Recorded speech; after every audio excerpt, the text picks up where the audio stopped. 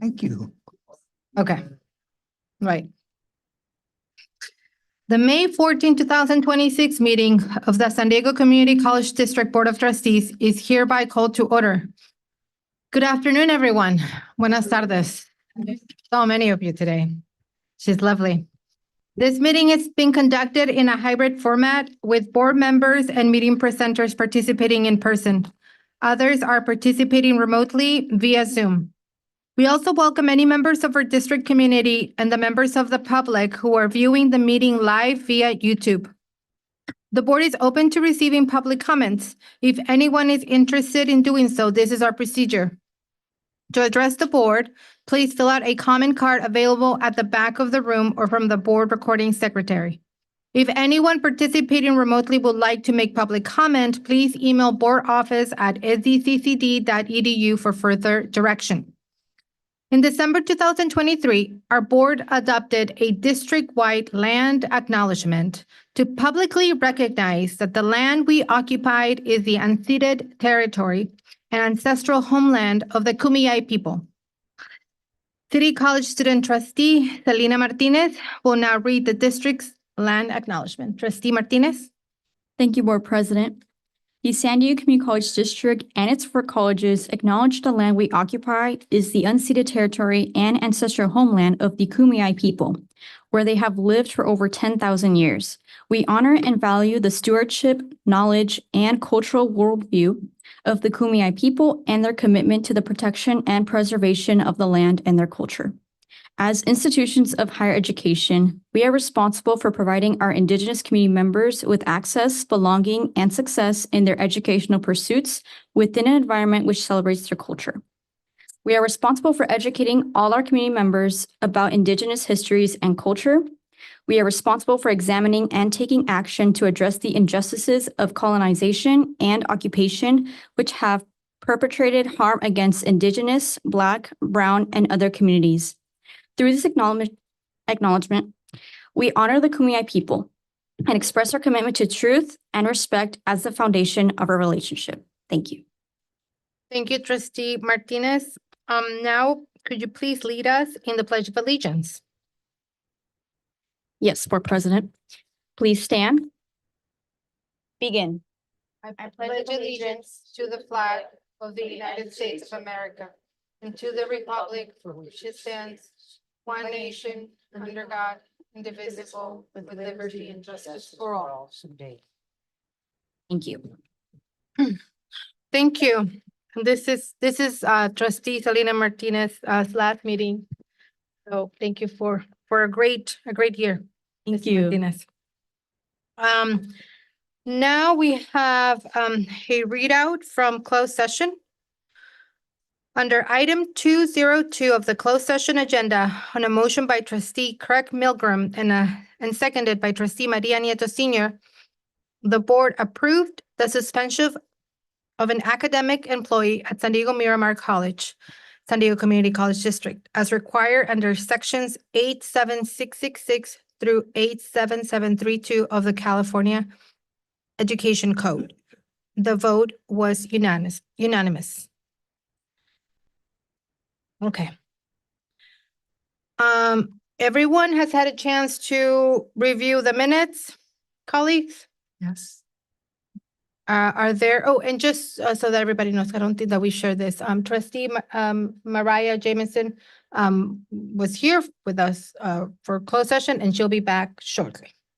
Are there any additions or corrections in the minutes? Okay, seeing none, the minutes stand approved. Are there any items to remove from the agenda? I'd like to remove item 14.06.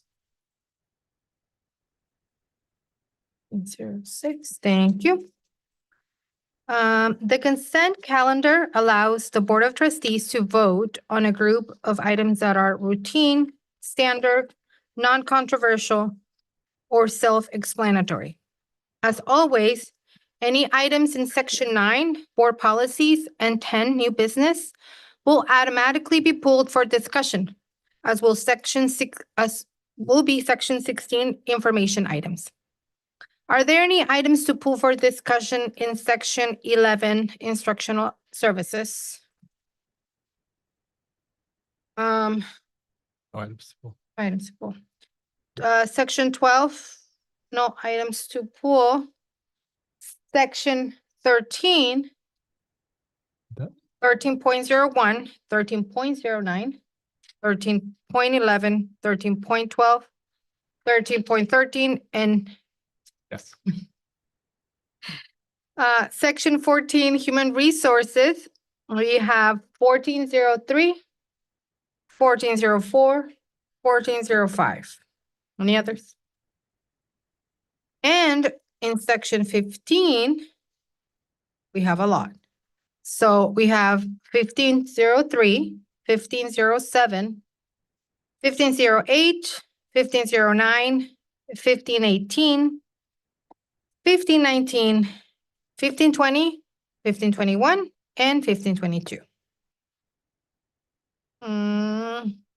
Now we're gonna move to item 701. First, we need to take action on the consent. Oh, sorry, we need to take action. Do I have a motion to approve the consent calendar? Yes, motion by trustee, Marichu, any discussion? No, A second. sorry, do I have a second? I'll second. Seconded by trustee, Maria Nieto Senior, any discussion?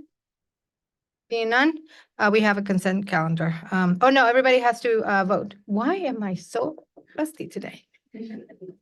What, do we have a? Hey, I'm put I down. don't know what it is. So many people here to make. Maybe it's intimidating me. Right. I know. Let's blame it on them. Oh, student trustee and then student trustee. Do you, no, this is not where she goes. It is a lot to keep track. So the consent calendar is approved with everyone here and one Student abstention. trustee still needs to, thank you. Okay, with everyone and with trustee Jameson abstaining, not present. Okay, yeah, not present. Thank you. Okay, now we can move to item 701, Chancellor.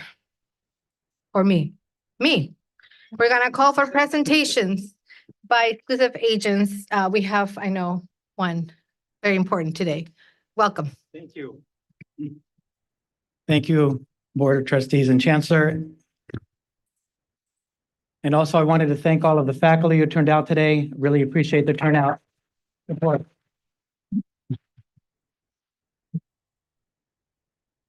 So Jim Mailer, President of AFT Guild Local 1931, to present our initial bargaining proposal for successor negotiations for our faculty contract. I'd like to begin by thanking the board and the chancellor for a very generous salary settlement we achieved last December.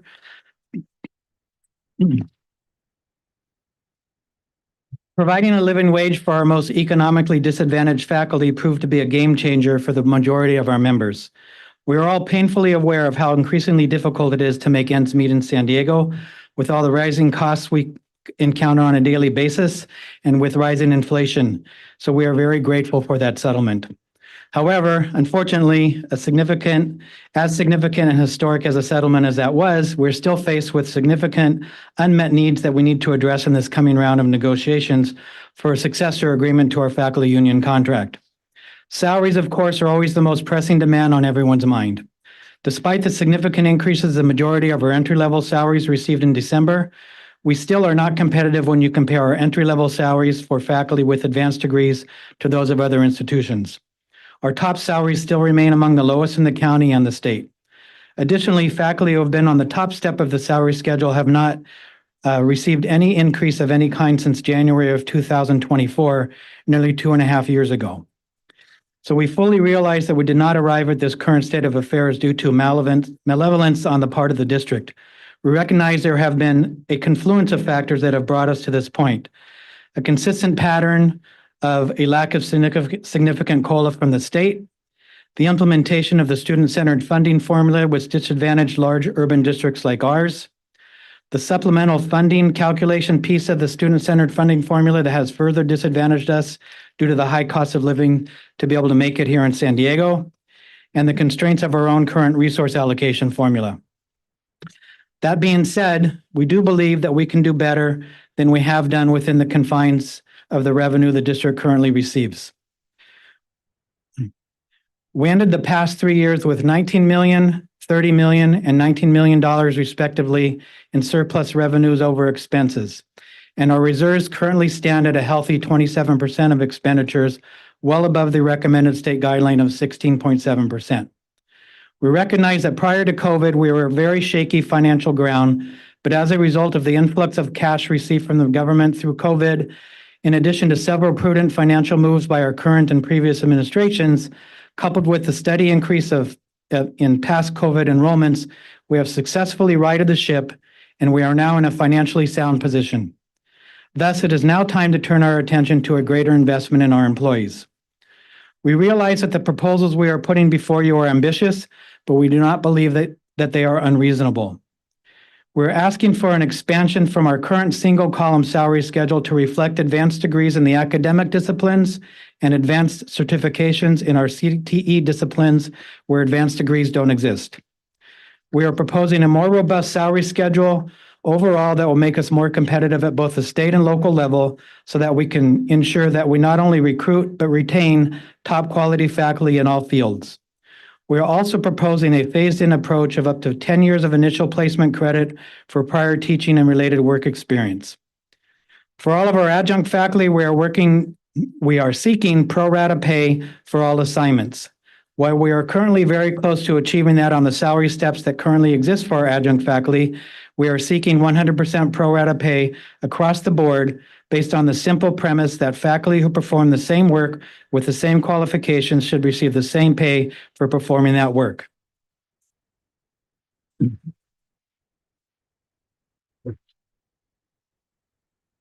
Additionally, we are seeking to strengthen the due process provisions in our contract for our adjunct faculty as a result of the recent passage of AB 1028 by Assemblymember Fong, which took effect on January 1st of this year.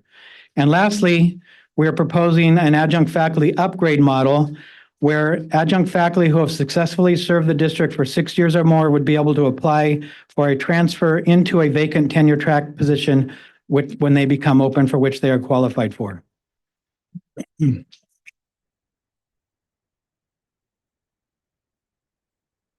In recognition of the ever-increasing compliance-related workload that continues to be piled on top of our faculty, we are seeking significant increases in reassigned time for department chairs, program directors, and many other areas where the demands of these additional duties have become too much for faculty to bear while expecting them to continue to manage a full course load. Manageable workloads mean faculty come to work energized rather than exhausted. We are also asking for class reductions across the board. As I am sure you are all aware, research on community college outcomes is consistent. Smaller class sizes improve student success rates, reduce failure and withdrawal rates, and increase completion. When we pack 45 or more students into a class, we are not serving more students, we are simply providing diminished instruction to more students. We need to focus on educating the students we serve to the best of our collective abilities, not simply processing enrollment numbers. We've also added a new contract article on artificial intelligence, which will safeguard against AI abuses in the workplace while simultaneously protecting our academic freedoms. Lastly, and just as important as salary increases are to our faculty, is the issue with healthcare.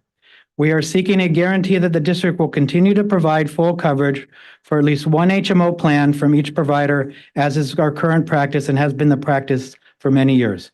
Healthcare should be a right, not a privilege. And we implore you to continue our current practice past the expiration date of our contract. And those are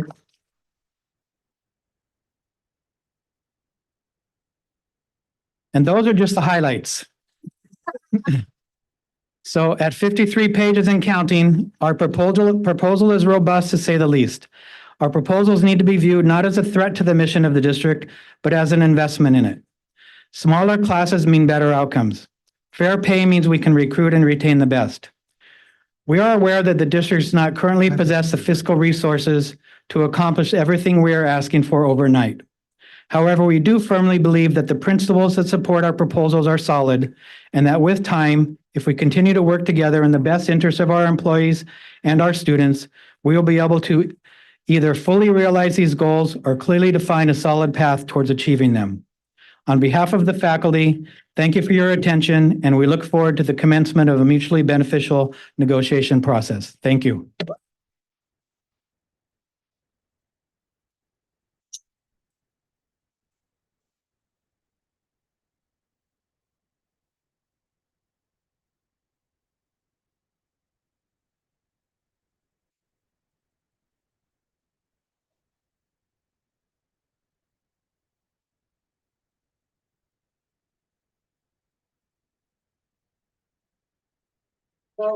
So faculty are free to go, right?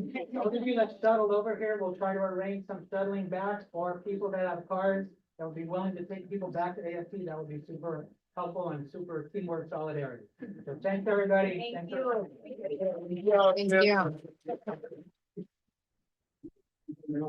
Thank you, everyone.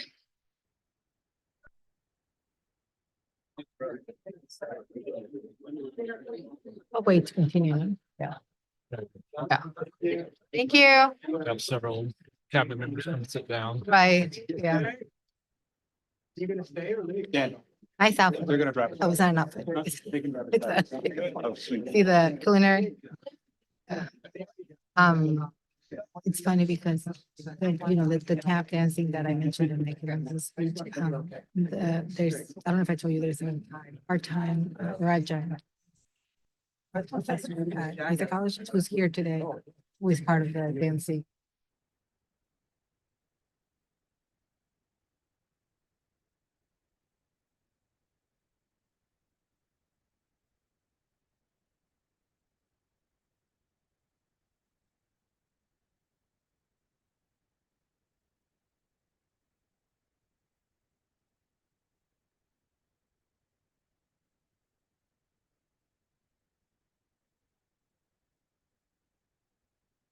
Almost entirely. All right, Whether the state, we're back to our regular gives us. programming.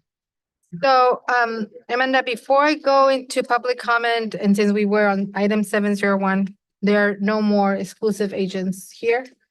So we're good. Okay. The board is open to receiving public comments. This is the public comment period of the board agenda. If anyone participating remotely would like to make public comment, please email boardoffice@sdccd.edu for further direction. Remarks are limited to 4 minutes or 32 minutes for a group speaking on the same subject, which will be monitored by the board secretary. Unless it's an emergency, no action will be taken at this board meeting, but your concerns will be referred to the chancellor and you will be notified of the chancellor's findings and recommendations. Before we have the public comments read, we will call on the academic senates. First, from City College, we have Mona Ostoremi Spiritu.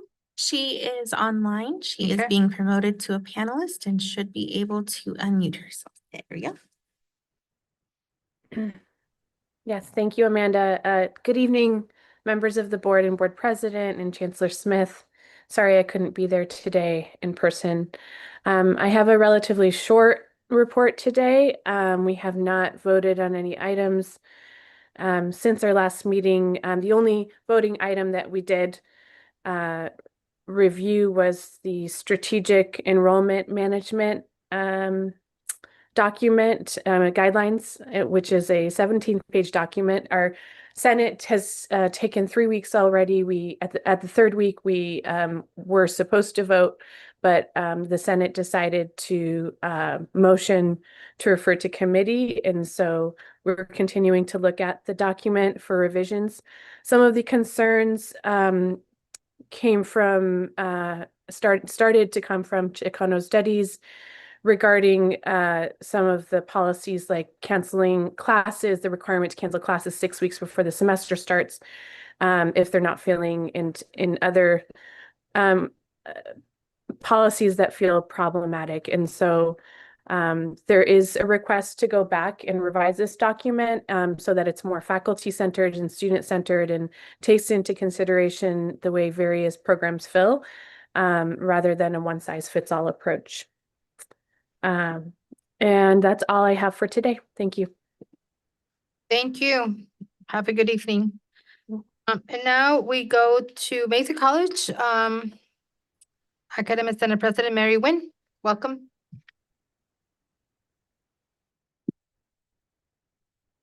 Good afternoon. Thank you very much. So first, I want to say thank you on behalf of the Mesa College Research Conference Committee and the Academic Senate. Thank you, Trustee Arroyo, for your inspiring keynote. We truly enjoyed having you at the conference and hearing your story.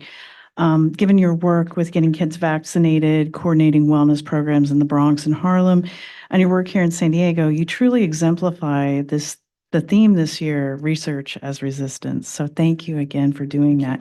And thank you too, Trustee Milgram, for your support. I tried to talk to you at the conference a couple of times, but you were talking to students every time I found you. So I had to save my thank yous for today. But thank you. Your support was much needed this year, and faculty truly appreciate it. Events like this make a huge difference in the lives of students. And yeah, it was a special day, and I'm not done thanking everybody for that day. I also want to thank our President Hands for giving the opening remarks and Vice President O'Connor for giving the closing remarks and handing out awards. The MCRC committee truly appreciates our administrative support for and participation in this event. One of the counselors who attended that day said to me, "I love the energy here." And if I had to describe the energy in one word, I would call it joyous. So it was a really great thing. And thank you on behalf of everybody. Thank you. I want to move on and talk about a few things that Mesa's involved in that are awesome. So first of all, I want to talk about the Memorandum of Understanding to transform Golden Hall into an educational and arts center to house the World Art Collection, among other things. And I know this is preliminary, but I'm optimistic. That collection is very special, and it deserves to be in a place where it can be maintained properly and the public can have access to it. And speaking of public access, I have to shamelessly plug a couple of things going on at Mesa here. The Mesa College Student Art Exhibition is ongoing in our art gallery until May 21st. And also on May 21st, our architecture program will have their student exhibition as well. So yay for us and art and architecture. Another thing I want to mention is that one of our librarians, Dr. Allison Gerganis, was recently recognized by the Library Journal, the oldest journal for professional librarians, as a 2026 mover and shaker in the library field. And she was recognized particularly for her work as an educator in her roles as special advisor on AI and information literacy to the Chancellor of the California Community Colleges and president of the Council of Chief Librarians for all 116, I know it may be 118 really, California Community College libraries. This recognition highlights the ways that librarians support their communities, and we're very proud of Dr. Gerganis's work. Finally, as far as accolades go, I'm very pleased to mention that Mesa is the home campus to a Jack Kent Cook Scholarship winner this year, Alexander Charley. Alexander is a biology and psychology major who tutors psychology, biology, chemistry, organic chemistry, and math. And this prestigious transfer scholarship provides up to $55,000 annually to top community college students to complete their bachelor's degrees. And we're very proud of Alexander. He actually didn't present in the research conference, but he helped the students in the research conference. He was behind some of the presentations. So that's it for that. I do need to tell you about 3 resolutions that were passed in the Senate. The first one, and since the last meeting, so the first one was a resolution to allow Nuventive access to Canvas outcomes data in cases limited to faculty approval. And so while the topic of this resolution is not, one of the most exciting topics, it was discussed a lot with a lot of consideration in our Senate. The faculty at Mesa in general are reluctant to go all in with technology that could compromise student data. And I think the events of the last couple of weeks kind of highlight what a lot of faculty think is the issue. However, we also recognize the diverse needs of our programs. So in order to accommodate the programs who need to have these systems connected for various reasons, accreditation being one of them, Our Senate approved this use per individual faculty request. The next resolution came from our counselors, and I'll summarize that one as requesting that the college collectively acknowledge the role of counseling as an academic discipline with all the rights and responsibilities that come with being a discipline. That Senate affirm that faculty hiring be initiated by Mesa discipline faculty only, and no department on campus should be able to request counseling faculty placement without consultation.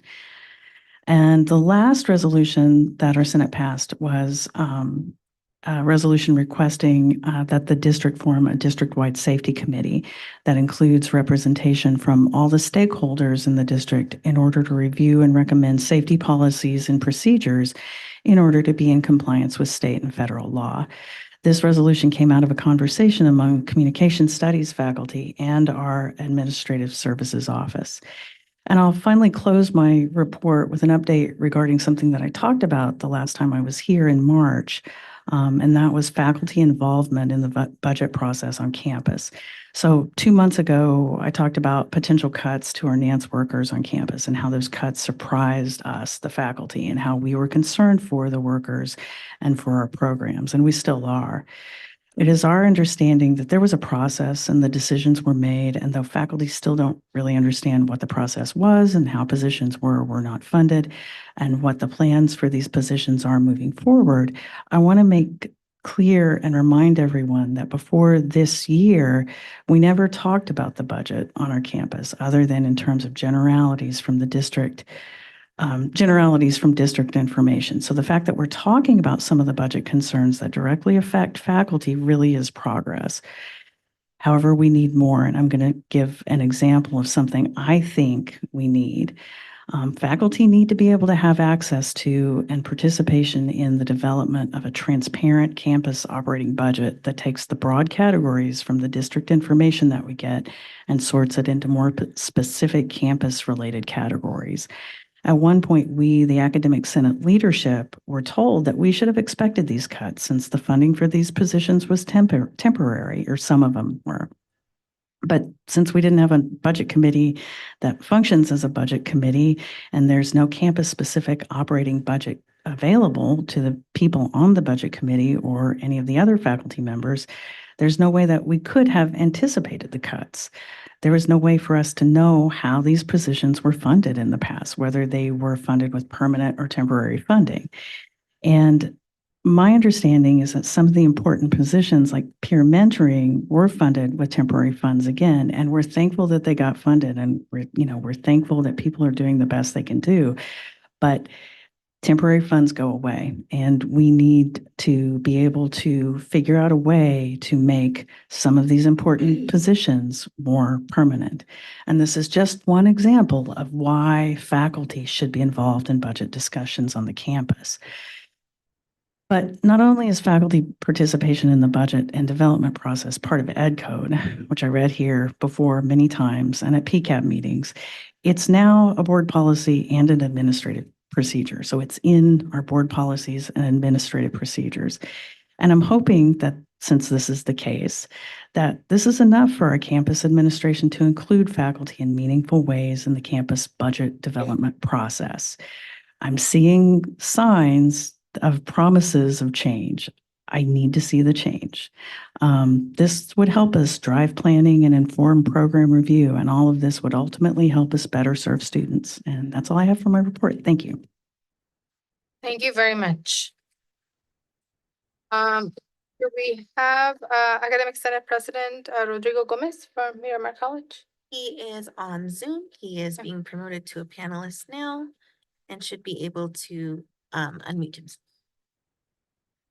Good afternoon. Hello, can you welcome. hear me okay? Yes. Thank you. Hello, Board. Chancellor Smith, sorry I can't join you all in person today.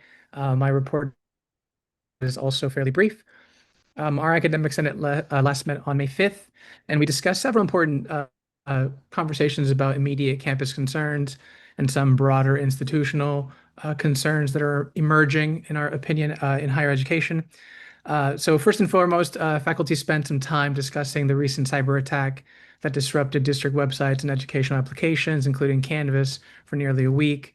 Our colleagues worked hard to maintain continuity for students. The disruption created significant ripple effects, so extended deadlines, altered workflows, communication challenges, and additional labor for faculty and staff navigating uncertainty in real time. The event served as an important reminder that digital infrastructure is no longer peripheral to education. And so that took a lot of the conversation, but we also praised the response of the board for the quick support in securing our data, and there was no major concerns for data breach, so that was also discussed, and everyone was very grateful that they got emails and names, but nothing further. Some questions also emerged about how we might support teachers and students in the future, maybe with possible hotspots that can be loaned out or something to mitigate the burden that instructors took on by using personal devices, including students, right? Sometimes as I was logging into the hotspot that I was using myself, I could see all the student hotspots that were being used. Not sure what we can do there, but the conversation has emerged. Second, our Senate discussed a strongly supported proposal for zero waste resolution that reflects Miramar's continued commitment to sustainability, institutional responsibility, and long-term stewardship. Faculty appreciate the collaboration work taking place around environmental sustainability and look forward to continued engagement in those efforts. And the final item is an ongoing conversation surrounding artificial intelligence, no surprise, but this one particularly regarding agentic AI systems like the CRM Element 451 that are increasingly being integrated into institutional technologies. Faculty are recognizing that these systems may begin to blur traditional distinctions between operational technologies and instructional or student-facing technologies. And as AI-driven systems become more embedded in counseling, communication, outreach, analytics, and educational support structures across the district, then faculty voice and shared governance become increasingly important to ensuring that these tools are implemented thoughtfully, ethically, transparently, and in ways that remain student-centered. So those were our main items that we talked about. Thank you for your time. Thank you so much. Have a good evening. And now from the College of Continuing Education, we have Academic Senate President Richard Weinroth. Welcome. Hi, thank you. My pleasure to be here. Richard Weinroth, Academic Senate President, CE. First, I'd like to take a moment to thank the board and Chancellor for a wonderful $21 million for our West City campus. This money will support our culinary arts program, our clothing and textile program. This is just amazing. It just supports the great work for our faculty, but truly our student success. It's on our agenda for today, so I strongly urge your support for voting for this $21 million for CE. I'd like to take a moment to acknowledge Dr. Lisa Carulli. She has championed our Lavender graduation, and I'd like to thank Trustee Craig Milgram for being there at the presentation, as well as Vice Chancellor Lori Koski. Koski. I can't get it out. We got it for you. Okay, I'm sorry. And we're just great. I will apologize. I couldn't be there. It's one of those weird things where when my calendar went down, Koski, that's it, Dr. Lori Koski. Thank you. When my calendar went down, I lost all of my appointments, and I'm only now trying to get it back. But I do want to take a moment to thank the district IT. It was just amazing, the care and speed and resourcefulness. We know across the nation there have been other colleges that have been hit and basically shut down, ransomed, and it's amazing how quickly we were able to get back up. So for the whole team that represents across the district, for the work that our IT team does, I am very grateful, and our faculty are grateful. I'd like to take a moment to mention our upcoming CE commencement. It's going to be a new venue. It's going to be at the Town and Country. This is a wonderful a social justice step up because everyone will be able to get free parking. It's going to be a really nice event. And while the venue we've used before has been nice, it's always been really hard for the students to get there to park. And this is just going to be amazing. So we're very excited to be at the Town and Country. That's on June 2nd. And last, I'd like to welcome to the Senate our continuing re-elected Vice President, Dr. Kelly Metz Matthews, and our coming in Secretary, Kim Salerno, who are both in the room. So I'd like to thank them both for their service. And it's my pleasure to serve with these individuals. Thank you. That's my report. Thank you. We will next call on the classified senates for their update. No more here. Okay. Now, we're gonna call anyone who has filled out a comment card. Amanda? Our first comment card is for Mark Grable.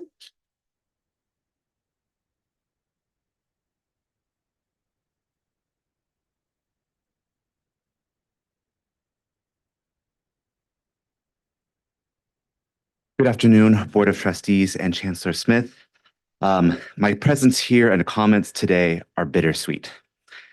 Today, I'm going to start with the sweet, and I get to personally introduce you today to SPA's newly elected Vice President. She holds the SPA position of Theater Director at the College of Continuing Education. Her position is instrumental as we renovate the ECC Theater and develop its operations. I was waiting for her appointment to be able to share with you, the board, SPA's executive board after our most recent elections. So first, it is myself, Mark Grabiel. As SPA's president, I'm a research and planning analyst here at the district office. Our vice president, Sylvia Nogales, you'll hear from her shortly. And also again, at the theater director at the College of Continuing Education. There's also Andrea Gonzalez, who is the head steward, and she is and also roles as the employment supervisor here at the district office. We have Brenna Leon Sandiford as our SPA's secretary, is also an information officer at the College of Continuing Education, is here as well. And then also Julia Sanchez Molina as SPA's treasurer, and she is works as the college operations supervisor at the College of Continuing Education at the ECC campus. As the newest collective bargaining unit at SDCCD, it is my mission, along with my team, to protect our SPA union rights and work, and also with that, be able to really connect and engage with you. I'm very excited for that. But moving on to the bidder, as president, I am here today to bring your attention to 5 board items listed that contract out labor, which I think SPA union classifications should be doing, and proposed at a much higher cost. Those 5 contracts with over $1.5 million a year for about 5.5 of employees, full-time employees, labor, with contracts of $175 an hour, $100 an hour, $200 an hour, or $125 an hour. I'll go into more detail later, but I ask that the board think of why these contracts may or may not be in violation of Ed Code 88003.1 in regards to personal services, contracting for services currently or customarily performed by classified school employees. As we develop, perhaps there are reasons why labor needs to be contracted out, but I hope that with the relationship we established, the Board of Trustees is seeing these items after there has been ample time for the district to proactively communicate directly with SPA about these potential contracts, vet out concerns, and bargain over the decisions and or effects of these contracts, instead of unilaterally making decisions and prompting SPA to possibly dispute these decisions with external agencies. I want to emphasize that I am here because SPA is an exceptional, fair, and reasonable labor partner and wants to work collaboratively with the district. However, my presence here and last month is symptoms that we are not here yet. Thank you. Thank you. Our next speaker is Sylvia Nogales.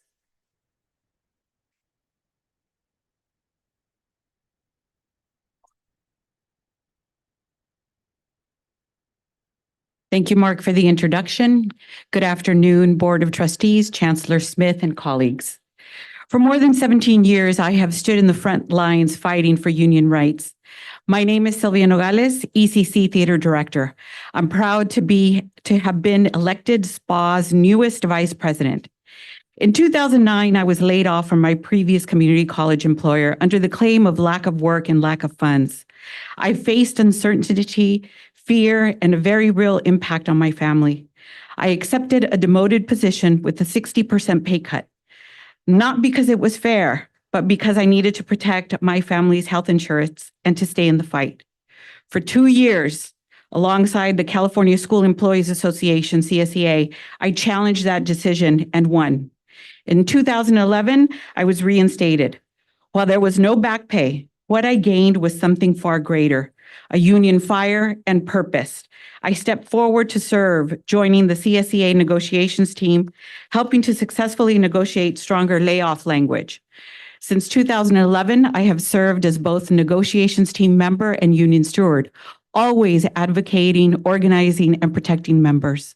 In 2014, I was elected vice president, and in 2018, I made history as the first Latina chapter president and chief negotiator. I led with strength and conviction, negotiating 3 contracts, over 20 MOUs and side letters, securing COLA increases, and guiding our members through the uncertainty of COVID without losing a single job. That is what union leadership in action looks like. After proudly serving for 7.5 years as chapter president and 25 years in the classified service, I transitioned to the San Diego Community College of Continuing Education in July of 2025 as the new theater director and now serving as a SPA negotiations team member. My mission has not changed. I am ready to continue the same passion and wavering commitment to SPA. I will fight for fairness and transparency, and I will stand shoulder to shoulder with every SPA member. Because when one of us is impacted, all of us are. That is the work. I am here today to firmly stand in solidarity with our president in advocating and protecting our union rights and our SPA positions. We respectfully request for these items 13.09, 13.11, 13.12, 13.13, and 15.05 to be voted down until SPA and the district can meet to negotiate the impacts in effect. That is our right. Thank you.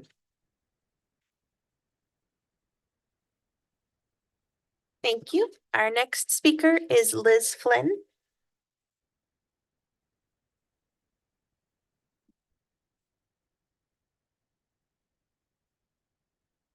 Good afternoon.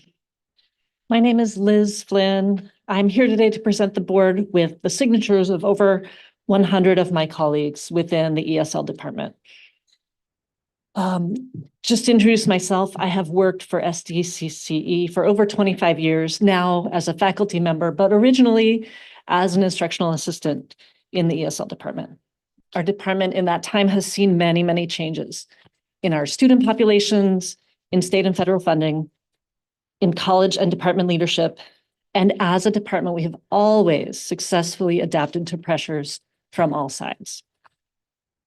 Unfortunately, this is the first time in those 25 years that the ESL department has lacked a knowledgeable and steady leader to guide us.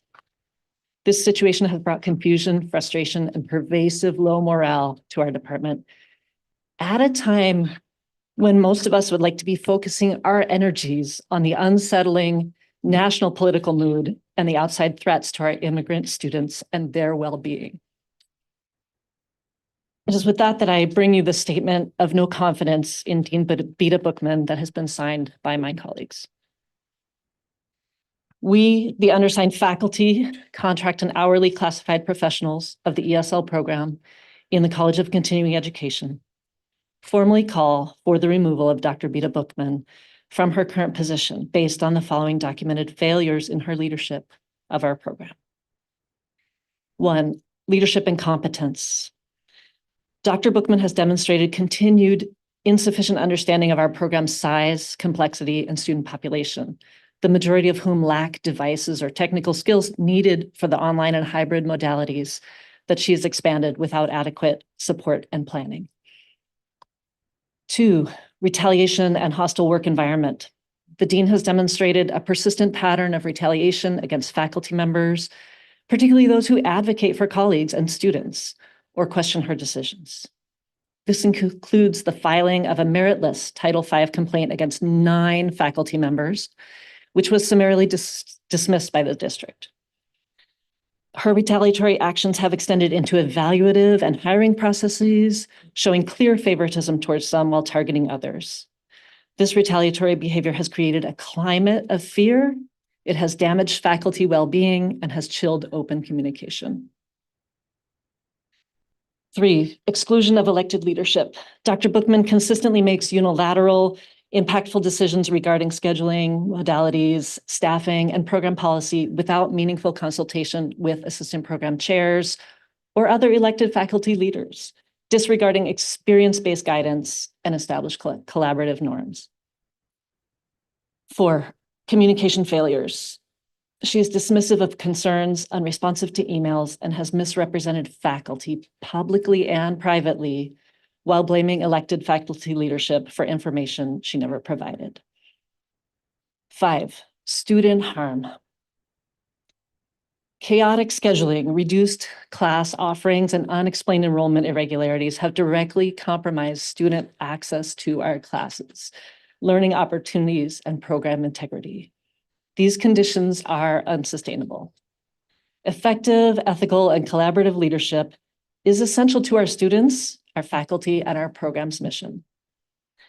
Thus, respectfully, we hereby ask the San Diego Community College District Board of Trustees to remove Dr. Beta Bookman from her position as Dean of the ESL program in the College of Continuing Education. Thank you.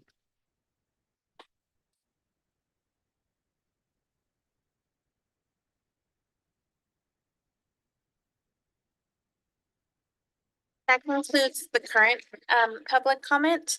There are public comments on specific agenda items, and so people will be called forward at the time that the agenda items are discussed. Thank you. Any public response to initial proposals? No, right? So we go to our reports and we start with a report from our Chancellor on communication, statewide and legislative issues. Chancellor? The most significant thing happening right now statewide is earlier today, the governor released his May revision to the January budget proposal. There is both a lot in there and not much. What is a lot?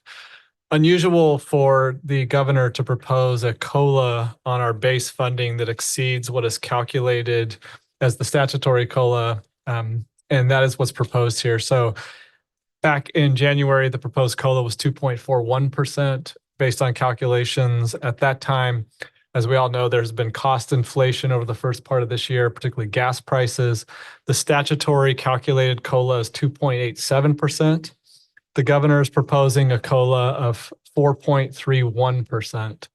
That incorporates some of the cost to implement a 14-week paid pregnancy leave requirement for community colleges, and reflects the cost escalation that has exceeded what was calculated statutorily because of the timing of those calculations. While we're grateful for that, very little else changed. So the COLA on categorical programs, such as our DSPS, EOPS, and others, would remain at 2.87%. We have been advocating for a COLA or an increase to the Student Equity and Achievement Program, restoration of the $60 million taken out of the Strong Workforce Program and redirected towards nursing expansion. Those are not included in this proposal. We've been advocating for additional growth funding. Our state in the last several years has had hundreds of millions of dollars of unfunded growth. That remained at a 1% growth funding for the 25-26 year and a 0.5% for 26-27. That would result in our district continuing to have unfunded growth. The proposal does make significant investments in restoring rainy day funds. I was happy to see that because as we look ahead, the fiscal forecast from a number of different organizations suggests we should be worried about what might happen in the next couple of years. And so restoring those rainy day funds so that we can insulate ourselves from any reductions in revenues, significant deferrals will be important.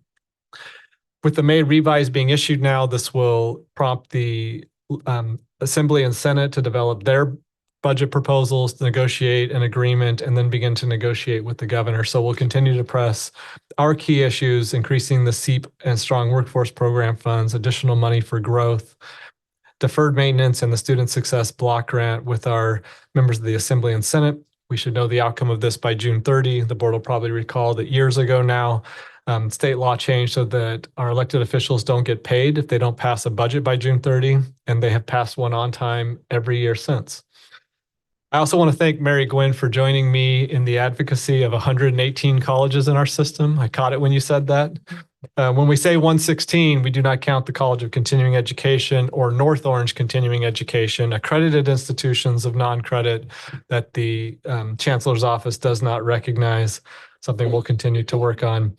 The federal level, there's really nothing to report. The president submitted his budget proposal to Congress. We talked last time about our concerns around MSI program funding, the Fund to Improve Post-Secondary Education, and other elements. We continue to watch closely what comes out of the House and the Senate in their budget proposals. That's the end of my report. Thank you, Chancellor. We go to the report of the trustees, starting with student trustee Selena Martinez. Thank you, Board President. For San Diego City College Associate Student Government collaborated with the Transfer Fair to provide students with GradFest on May 11, 2026. Students will have the opportunity to decorate their graduation caps, share memories, and celebrate their achievements prior to the commencement ceremony on May 21st, 2026 at Balboa Park Pavilion. For San Diego Mesa College, their Associate Student Government will host GradFest on May 13th to the 14th, 2026 to provide students with the opportunity to decorate their graduation caps before commencement ceremony on May 29, 2026 at the Mesa College field. At this time, I would also like to present on 3 resolutions that I have authored and have been sponsored by my Associate Student Government. For the first resolution, it is titled The Establishment and Creation of a Community Center at San Diego City College. For the sake of time, I will only be reading the resolved statements. Resolved that the SDCCD explore ways to create and establish a community center at San Diego City College for the purpose of serving a variety of affinity groups, including general commuter students within San Diego County and other Southern California regions, unhoused students, and transporter students.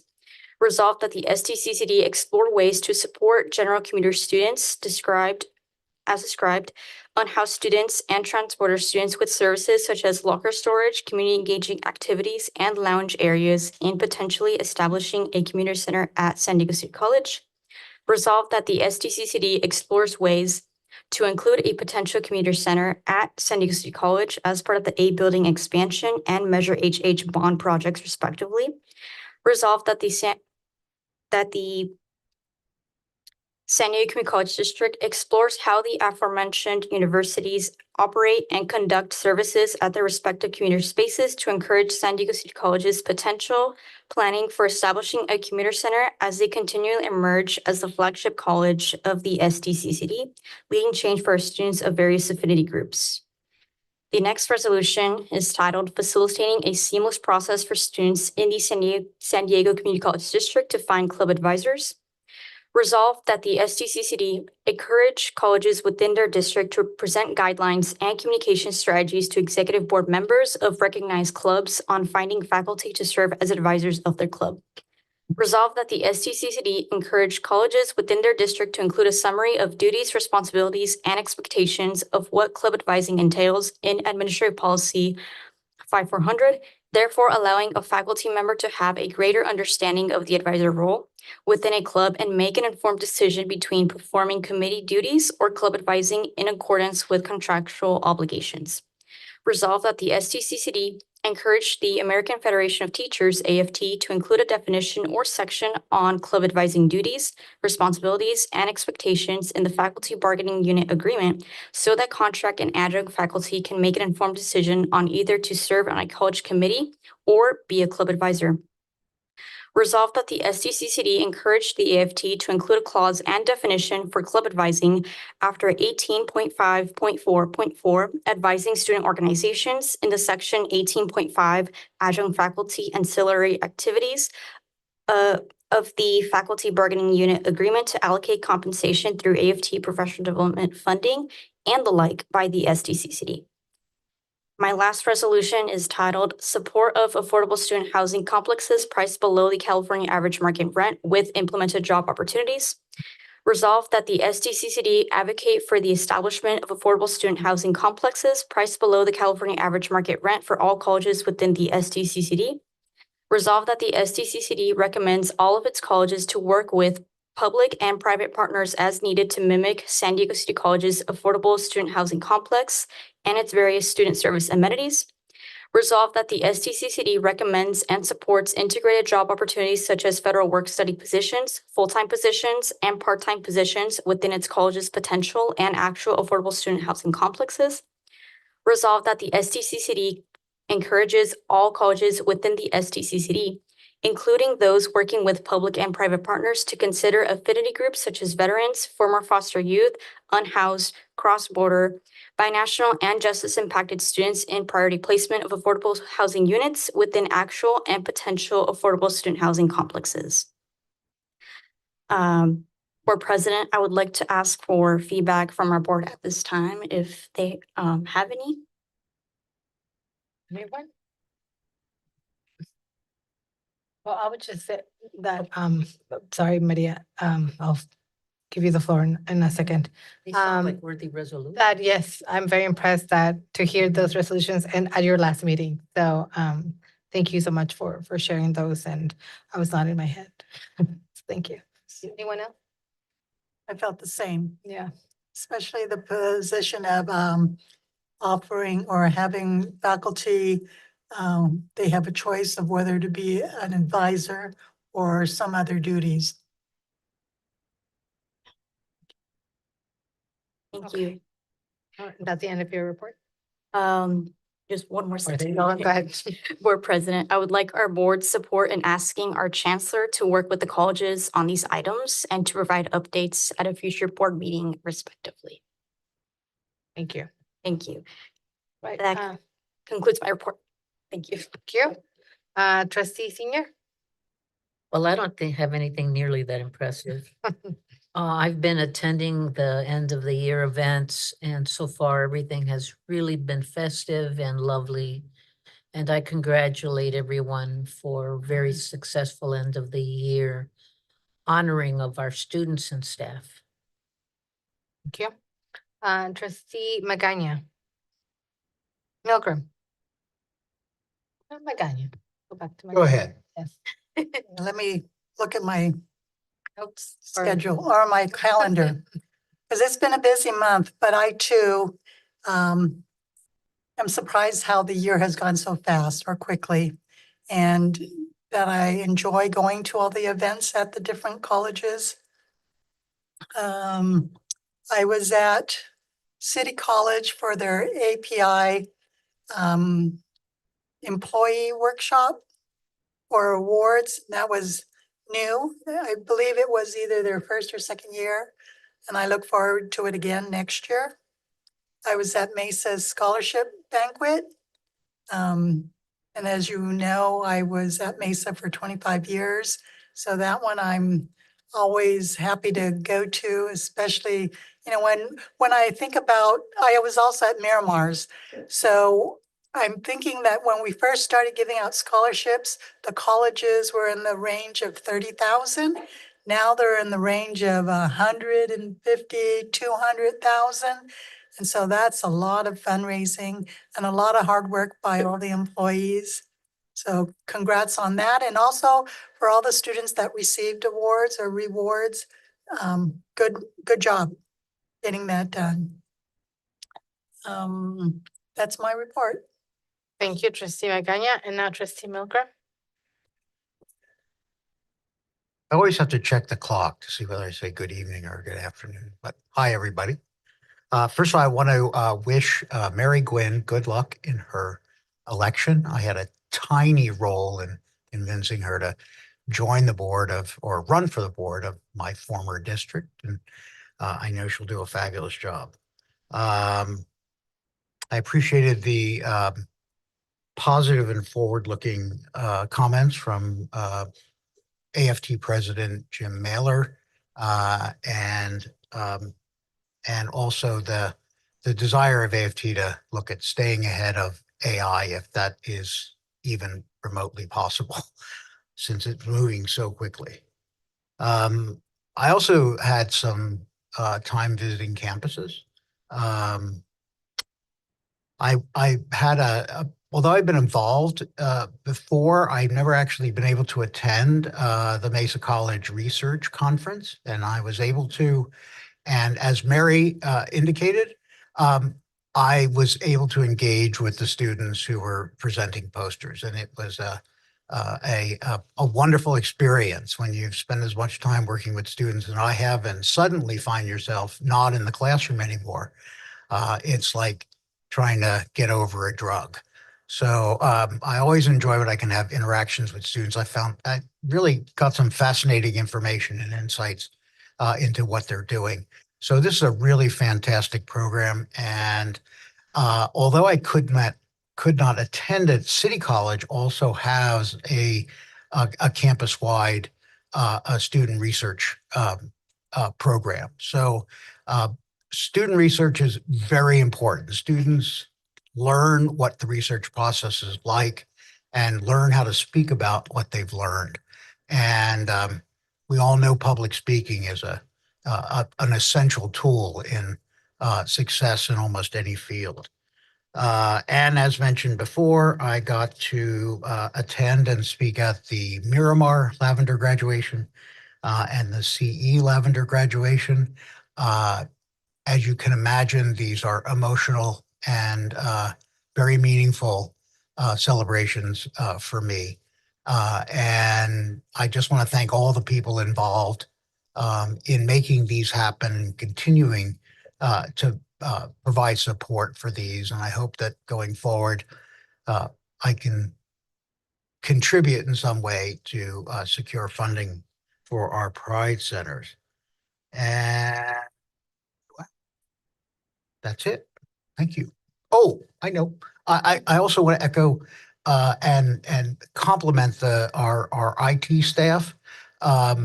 We could have been really seriously injured by what was the recent attack on our systems, and their work and and not just the work that they did here, but the preparation that we had, the additional security that we put in place. Even though there was a significant inconvenience, it would have been a way more inconvenience if, like Instructure, which manages Canvas, had to pay a ransom to get their data back. So we should be very thankful and thank your local IT person for their service. They really did work hours and hours and hours and hours over what's expected of them. And so my appreciation to the staff and to their leadership. Thank you, Trustee Milgram. I will share a brief report as well.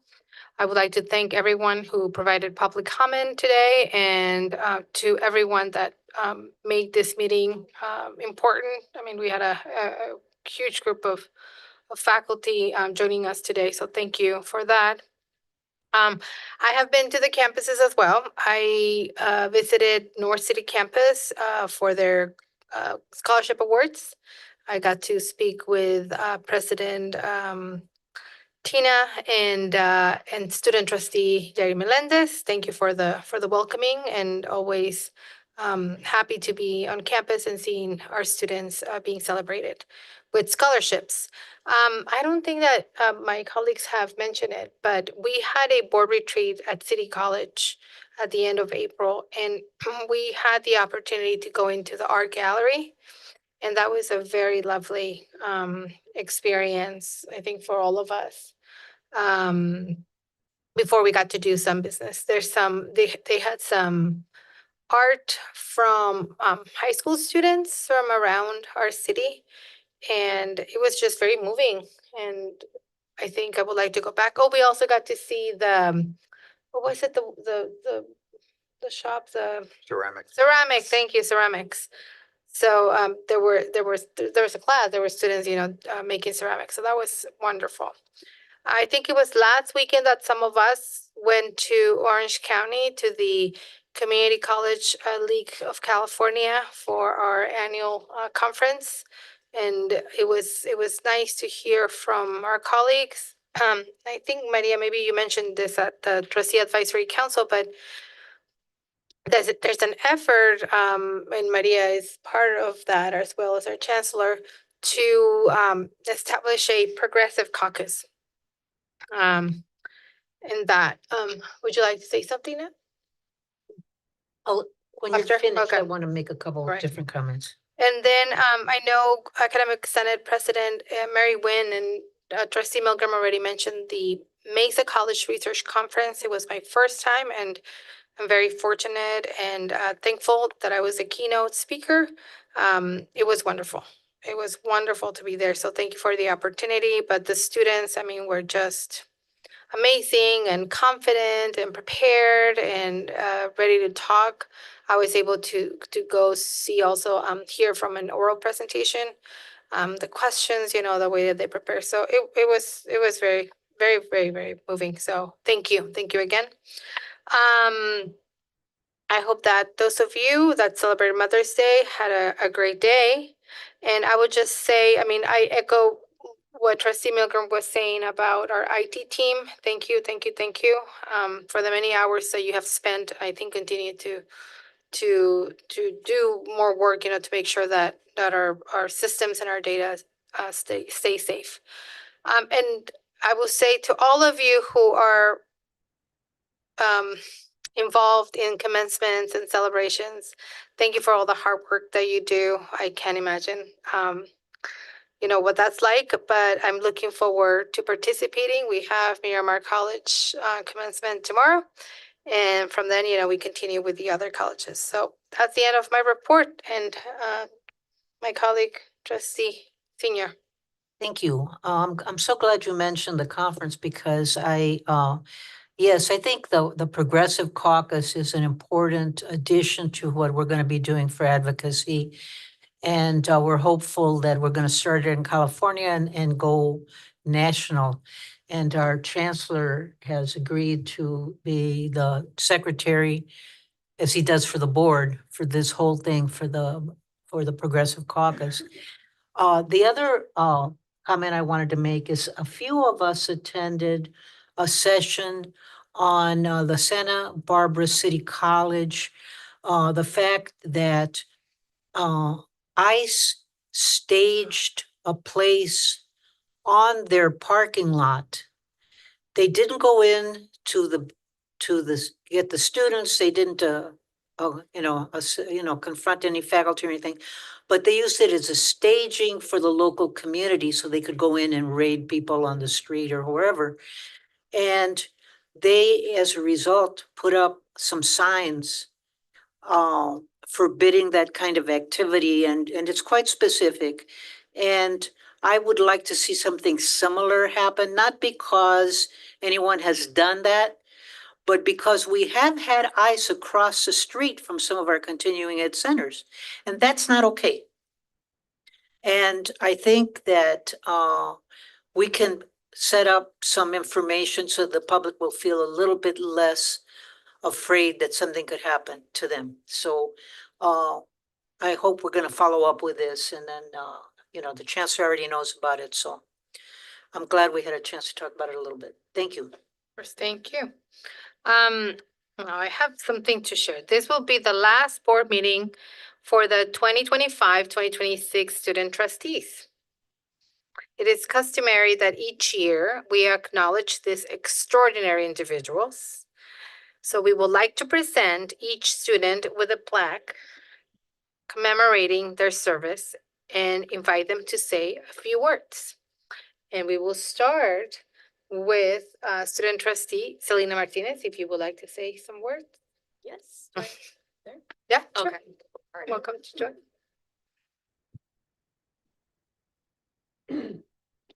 Good afternoon.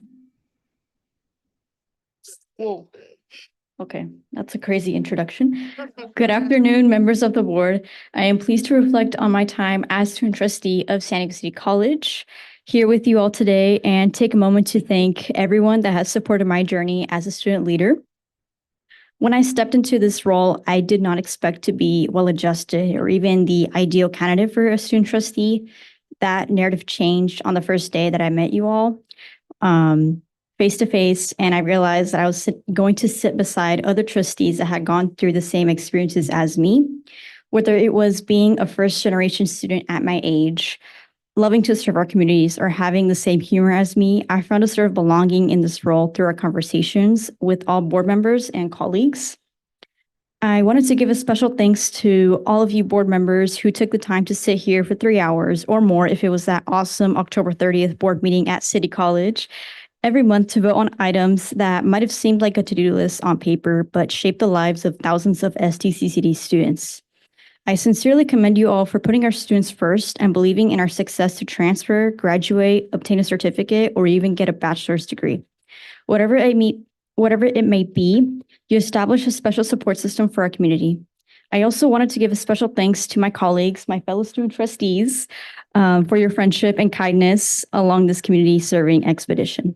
Next, I wanted to thank our amazing advisor, Luke Menchaca, who has seen my sweat and efforts to provide a voice for City College and who has been working hard to support us student trustees as both leaders and students. Thank you all for your contributions. Lastly, I wanted to thank everyone else who is working behind the scenes or on the stage of leadership to represent STCCD as a collective. And that is all for me. Thank you for your time.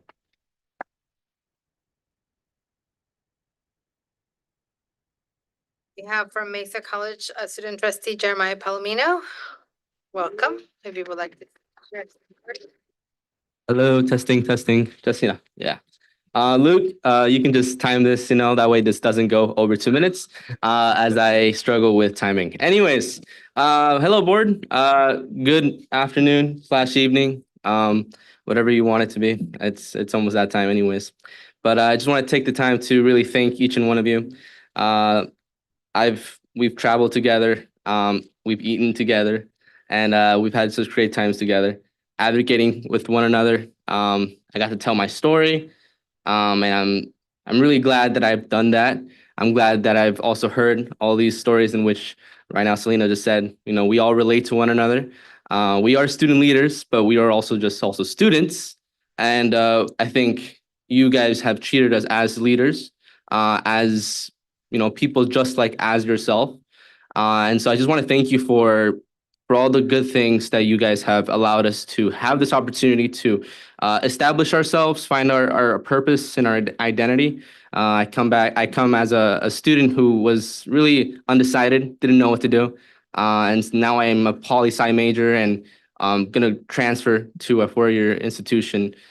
So it's something that is a comeback story, I think.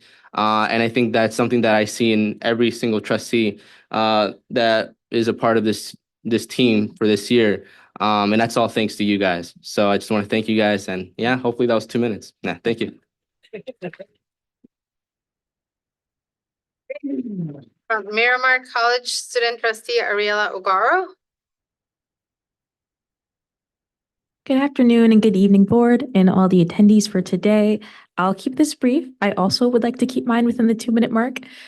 I would just like to start off by saying that when I entered this position as student trustee, it was a really huge moment of bravery. I don't have a super uncommon story. I come from a first-generation background, middle class, moved around a lot, trying to make ends meet. I have a huge family who I support and who I love. And all of that, additionally with my student position, had made it really difficult for me to believe that I could be in a position where I am now, that not only could I represent my own voice, but the voices of so many students who fight tooth and nail every single day to achieve their academic goals. And I would just like to give a huge thanks to every single person who has listened to me, who's believed in me, and has pushed me to be the best student trustee and ASG president that I can be. I'd like to thank Luke, of course. He has been here through every step of the way. He's seen me on my great days, on my bad days, on the days where I feel like I'm still that student who's afraid to speak up, and on the days where it feels like I can achieve anything that I put my mind to. And also to my fellow student trustees, it has been spectacular working alongside each and every one of you. I find inspiration in each and every one of you. And even though we come from different backgrounds with different educational and career goals, I feel a very strong kinship with all of you. I think we all have that same passion and drive and hunger that you just cannot find in every other student on any campuses or anywhere, really. Additionally, I would like to thank the board as well. Every time I sat here at one of these board meetings, I was a little bit nervous. It was quite unusual to have my name be on a placard and to vote on specific items and also give testimony to what my student body had wanted and needed. And each and every time I came here, I felt seen, I felt accepted, and I felt respected. And there isn't any other place in the world where I felt that so strongly. So I just like to give my thanks to every single person who's known me, who I'm going to know as well in the future, and who will be there with me throughout the rest of my academic journey. Thank you.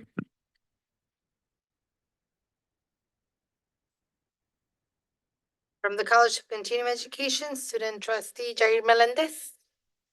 Welcome. Thank you, President. Okay, good evening, everyone. Today, I close an important chapter as a student trustee at the San Diego Community College District. I live with a grateful heart and with deep hope for our community. Leadership is not about power or title. Leadership is about service. It is about listening, building bridges, and making sure every student feels seen, valued, and supported. During this journey, I learned that our diversity is no weakness.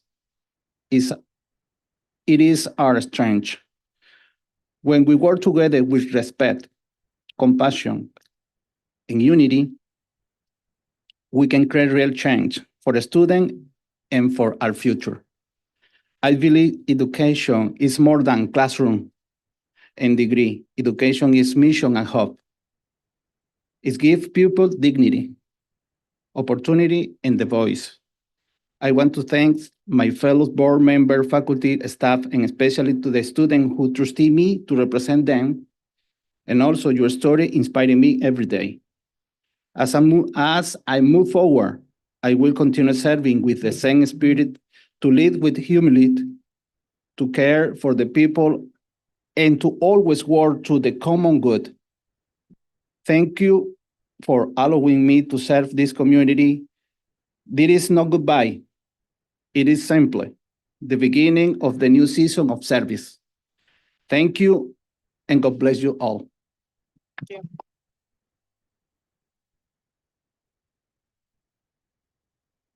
Okay, congratulations.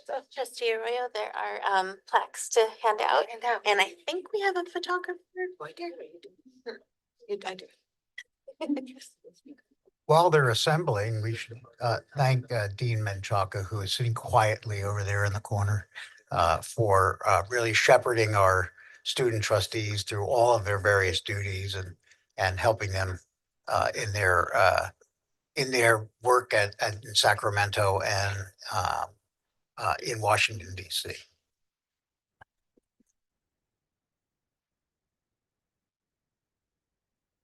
I also want to thank Selena Martinez because she gave us these beautiful orchids as well as brought us candy.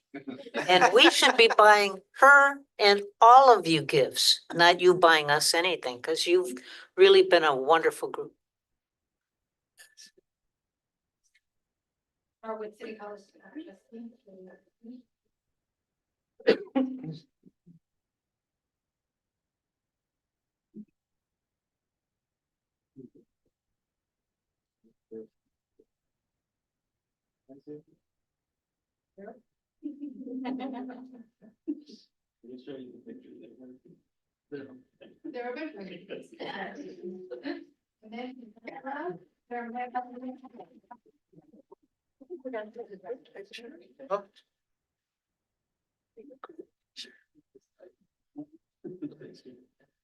That's And next from Miramar College, we have Ariela Novara.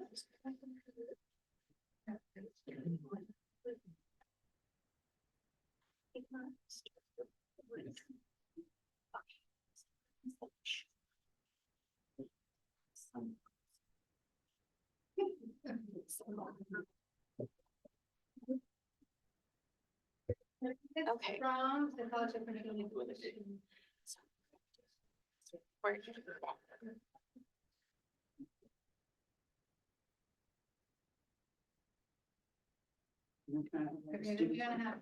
With the pack?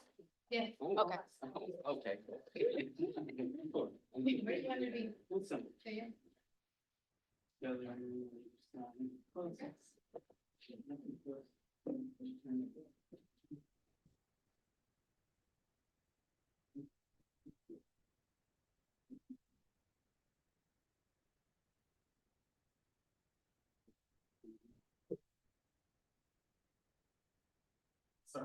We're good.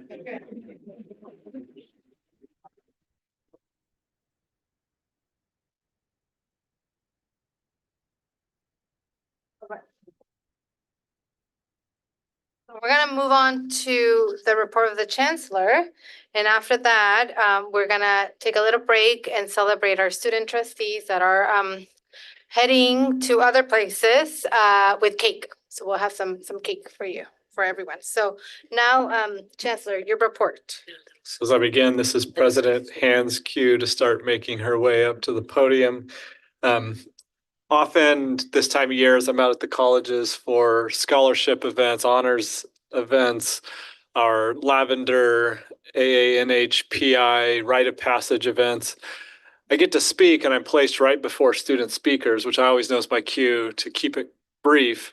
And I was about to give a very long update because our last couple of meetings, I was doing this at 7 o'clock. And then you said, I'm standing between us and cake celebrating our students. So I hear the message. With that, I want to begin by sharing my report with President Hands. It's a longstanding tradition to invite our speech and debate team from Mesa College, award-winning speech and debates. President Hands. Thank you so much for sharing a portion of your time for us to all be able to see what equity and excellence looks like in action. We so often encourage our students to find their voice, to use their voice. And the group of people who are standing behind me have responded to that call in such beautiful ways.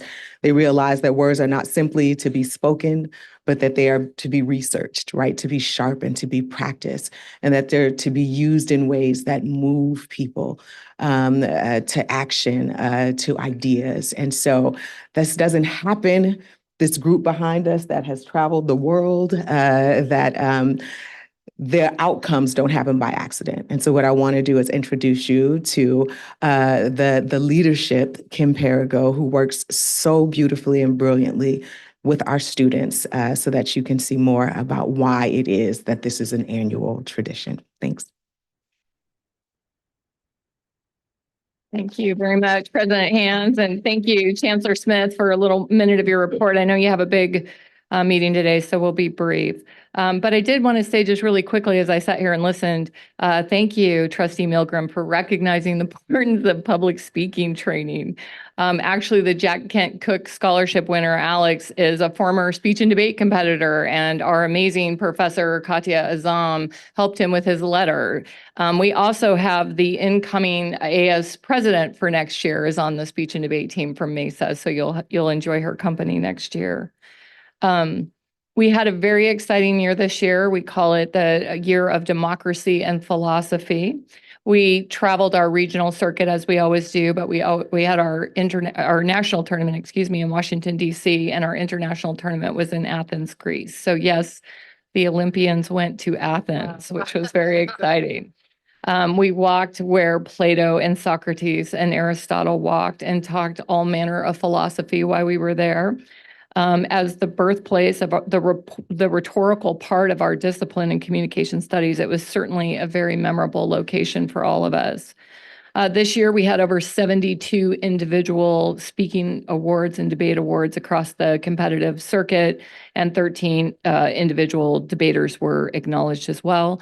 We took third place overall at the international tournament this year, and there are a couple other little memorable moments that I wanted to share. So this year at our national tournament, Vihan, just raise your hands, Vihan Barjwa and Malia Wilkie are two high school students that have joined the speech and debate team. They made it to the bronze level against a bunch of college, very well-seasoned college debaters. So we were super proud of that. The youngest team that's ever done it for Mesa, and we learned today only 3 other teams, high school teams, have ever gotten that far at the national tournament. I also wanted to highlight Joshua Lewis, who's a veteran.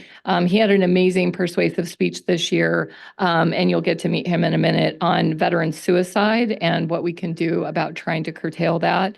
Not only did he take 4th place internationally with it, he took gold at the national tournament with it.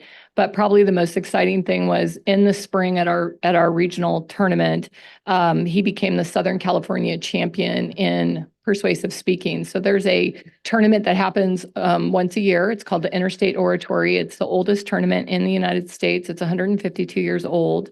And they take the top 2 persuasive speakers from each state and they go duke it out at a tournament. And it always was one of my dreams to go to that tournament. I've been trying for 20 years to coach somebody, and Josh finally made my dreams come true. So we had a memorable time in Gainesville, Florida. And although we didn't advance, what I loved was what he said to me as well. Now we know what we need to do for next year. And so that can-do spirit is certainly appreciated. I also just wanted to take a minute to obviously express our continued gratitude to Mesa's administrator, specifically VP O'Connor, who continues to understand the importance of this activity and supports it, as does President Hands. Also, our business services office, who spends a lot of time. I have almost like 2 reams of paper from the expense reports just from the spring. And they have to filter through all that, including trying to, get through receipts in Greek. So they deserve a lot of thanks for us. They help us get where we're going, and it's not an easy task for sure. And also to the district, because I think that supporting these types of activities really demonstrates that you all understand that in order for us to be good citizens at home, we have to understand our place in the world as well. And we have to understand the context in which we find ourselves in. And our students getting out of the United States is certainly a way that we can do that. And as always, we try to train our students to be a voice instead of just an echo. And we think that that's a critically important mission in these times. So while I'm going to call up a couple of students just to tell you about their experiences, but we did bring you back a little treat, as is our tradition. So Chase is going to bring you a little something that we brought back from Greece. Again, it's, you're going to get something to try, a Greek delicacy. And I don't, again, think it's enough that anybody's going to have to report that on their gift list. So I'm just going to bring up a couple of students. I'm going to start with Acacia White, who's been on the team for a couple of years, who had an outstanding year this year, and then let you talk to Josh Lewis.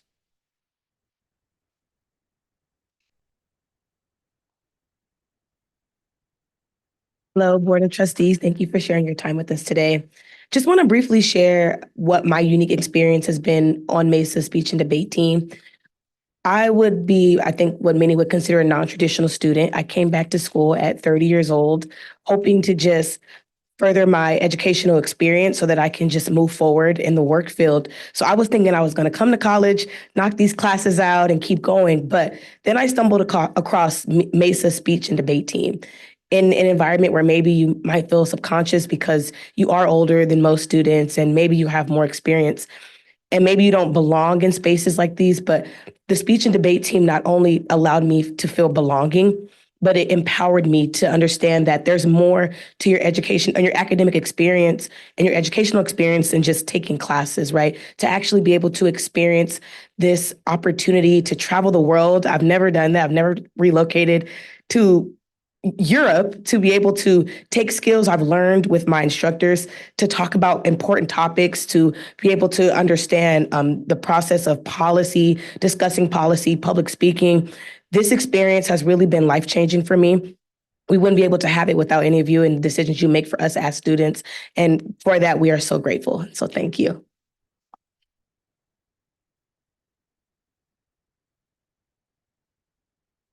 Hi, all. I want to thank y'all for your time again. My name's Joshua Lewis. I also wanted to just talk briefly about my experience and what I've gotten through the speech and debate team. They told me that I got to thank some of the individuals responsible for some of the experiences I was able to get this year. I did not start my academic school year this year in the best conditions of my life. And I didn't really feel at home anywhere. And this team gave me a place I didn't have before. And they taught me how to be able to stand up here and talk in front of you guys. And I got to talk about something really important. I talked about the veteran suicide epidemic. Again, it's a very personal topic to me. But what I got out of this speech and debate team is I got to go to places like Washington, D.C. and Athens, Greece, and start conversations with people about a topic I hold very dear, and talk about the solutions that we can take in helping other veterans, helping people in need. And in that, I was able to build a family at Mesa, and I finally had a place to belong. I have not felt this on top of the world in a very long time. And this speech and debate team has 100% changed my life for the better. And I cannot thank you all enough for the experiences that I got out of this team. Thank you for your time.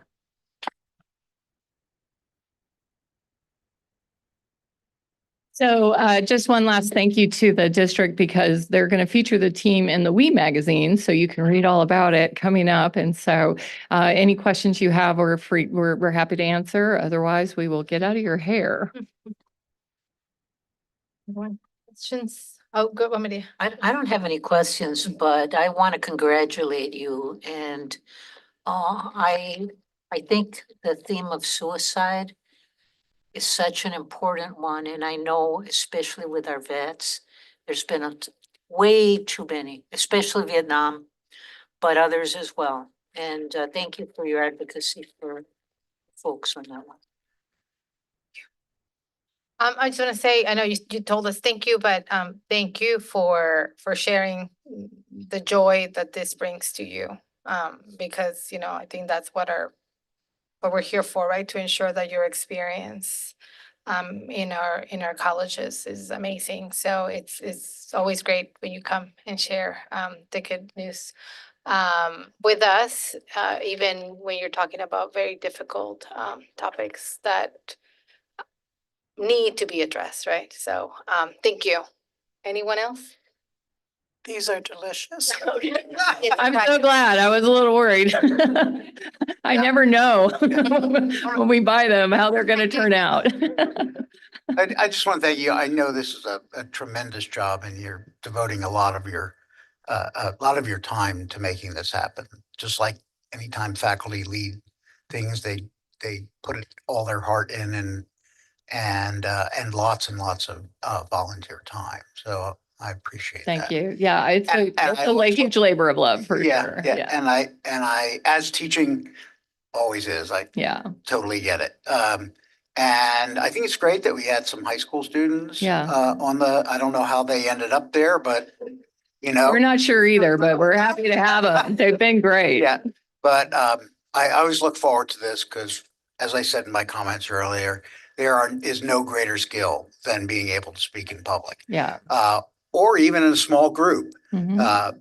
It's an interview skill. It's a presentation skill.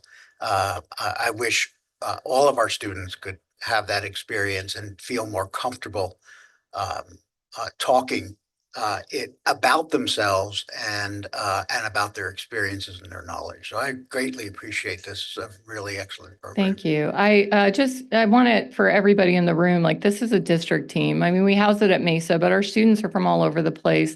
Miramar City. I'm sure we've had people who have gone through CE in their time. We have high schools. So it's everything that happens on every campus impacts their ability to do well in this activity. So I hope the district feels pride in this team and that it's not just a Mesa accolade, that it really belongs to us all. So thank you. Hope you enjoy your cake. Yes. I'm very proud of you. We'll see you next year. Yeah, thank you. We'll share with Trustee Jameson too as well. Let me have the candy. Oh, okay. Take picture. Yes, are there gonna be pictures? Pictures, right? Amanda's not. You want some? Okay. All right, we're gonna continue with our business and back to our chancellor's report. Yeah, so to say, I took so many political philosophy classes as electives that I met with the counselor who said, you could double major at this point.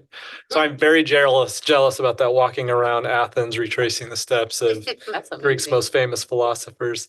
A ton of things going on this time of year as we enter into what Trustee Reinerson called Smile Season, and just some late breaking news I'll share with the board that I'll be sharing at our first ceremony tomorrow at Miramar College. Our preliminary estimates for this year, a 20% increase in credit awards, including 21% increase in associate degrees, thanks to City College's inaugural class of baccalaureate candidates in cyber defense, 147% increase in our bachelor degrees awarded. Overall, a 9% increase in our total degrees and certificates. So we continue to see tremendous enrollment growth, but student success growth as well. So thank you to our faculty and everyone involved in supporting our students through that process. As we go into Smile Season, nobody has shared it yet. I thought it might come up from someone, but we have the remarkable opportunity to welcome Senator Adam Schiff as a featured speaker at the Miramar graduation ceremony tomorrow. So for those of you who may have had other plans that are wanting to readjust your schedule to come see what Senator Schiff is going to share, you be there around 10 a.m. And you can experience that with us. I have also had a chance to do quite a bit of travel over the last couple of months and since our last board meeting. And a highlight of that absolutely was a trip to Washington, D.C. with the Hispanic Association of Colleges and Universities a couple of weeks ago that student trustee Selena Martinez joined me and Vice Chancellor Beresford at. And I very much appreciate working with our student trustees on our Sacramento advocacy trip and our routine Washington, D.C. trip. But to be able to go with Selena and to see her in action, those of you who didn't see our coverage of it, Selena was invited to join a press conference where Senator Padilla, Representative Juan Vargas and others spoke, and she did a remarkable job of representing herself, her family, City College, our district, students across the world. They had 2 student speakers. She represented all community college students in the United States, essentially. You did a fantastic job. Had a chance to sit and have lunch and breakfast, and Selena will be going on to UCLA from here, and UCLA is very lucky to have you. So to you and all of our student trustees, thank you. Thought I was going to buy myself enough time to find what I did with the rest of my notes, which has not worked out. So I'm going to do this from memory and hope I don't forget anything. I want to join in with our trustees in thanking our IT staff and leadership and our payroll staff and leadership. What they have accomplished over the last, I've lost track of the days, 11 days, with the most significant and complex cybersecurity event that we have endured as a district has been remarkable. That we did not have any data compromised is an extraordinary outcome. That was the intent of the group that tried to do this.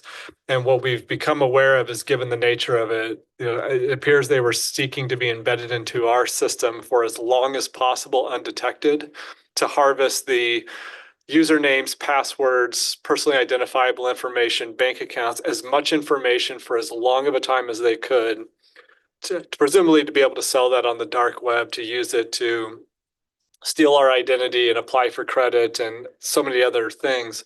The fact that nothing was disclosed is a really important outcome. And I include our payroll department because in the midst of this, they managed to get our May 10th payroll, where our adjunct faculty, our Nance employees, and many others get paid, done on time without any of the systems they normally rely on, including the county, who watched the news and said, we're cutting you off because it looks like there's something going on over there and we don't want you infecting us.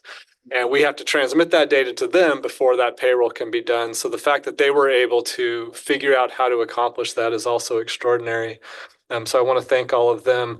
I've, to let the board know, I've scheduled a debrief for all managers in the district to come and join me here. Or actually, I think we're going to convene at Mesa College, but we're going to have a district-wide all managers meeting in August to debrief. There were a lot of lessons learned from this.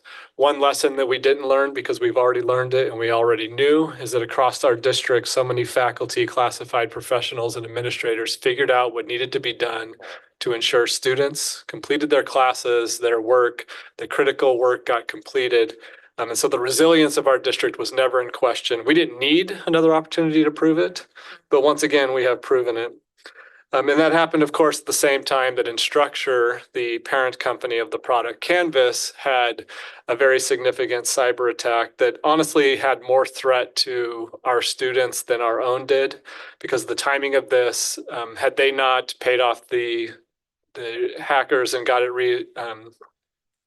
Canvas going again, it could have literally prevented students from being able to transfer, because the records that we needed to be able to send on to CSUs, UCs, and private universities for our transfer students. So I was grateful that that was able to be short-lived, but certainly added another layer of complication at one of the most busy times of the year. Want to mention the Civic Center redevelopment project and the press conference that happened on Monday. So for those who have not been tracking, we were invited into this conversation almost 2 years ago that started with, we're talking about the idea of having Civic Center be redeveloped from a center of city governance into a culture and arts center for San Diego. And think of some other prominent cities that have some really beautiful downtown cultural and arts centers. What do you think? Is that something you would like to be involved in? And as it happened, I'd already been thinking about how can we build an appropriate museum space for the World Art Collection at Mesa College and bring that into the community. And so that was the first idea I shared with them. It's been the idea the entire time in that conversation. And what has been very high-level visioning now starts to become practical reality. So the signing of that memorandum of understanding will allow us to do due diligence. What would be involved in demolishing Golden Hall? Underneath Golden Hall and that entire plaza is a very complicated, centralized central plant function for the utilities and so many services that go out to City Hall, Fire Department 1 across the street. So it's a very delicate process there, and we need to get hard numbers and estimates down for what this could take so that 6 months from now, I can bring a recommendation to the board, which would either be, yes, there is a path forward for us to do this, we want to pursue it, or no, there really isn't a viable path forward, and it was a great idea, but on to what else we might do for that Mesa World Art Collection. I got to attend the Faculty Leadership Development Academy graduation event last week. One of my favorite parts of my job is our Leadership Development Academies and going and getting to talk. I'll just share briefly with the board as I was walking in. The facilitator for the final session was wrapping up, and she said, this is a unique group, the level of community that they built with each other and the level of sharing that happened, the trust in each other, stood out to her, and she's facilitated quite a few for us. So I want to thank all the faculty who went through that program. And I'll end on this. A couple of years ago, I started talking about the idea of redesigning the way that we invite people to apply for positions within our district, the way that we introduce them to our culture, their work, our mission, and what we're collectively working towards, the way that we invest in them through ongoing professional development and learning, and the way that we include them. I wanted to do work to recreate a lot of the standard ways of doing things. And Trustee Senior has talked about things I've shared. Well, we have welcomed Janice Evelyn, our new manager of employee experience and engagement. I got a chance to meet with her and share my high-level vision for what this could be. Got to introduce her at our manager and supervisors meeting earlier this week, and Janice is getting to work on that. So something that you've heard me talk about for several years now that I've been eager to finally get moving is getting moving. I look forward to bringing back to the board the first district-wide event to invite new employees in, bring current employees together, and begin to create culture and belonging and mission alignment as people come in. With that, I am presenting us from cake, so I will stop at the end of my report. Thank you. How do we want to do that? The cake? Somebody's gonna cut it or? Yes, okay. So we'll take, a break and I will call you 2 minutes before we need to be back sitting to continue our meeting, okay? Let's take a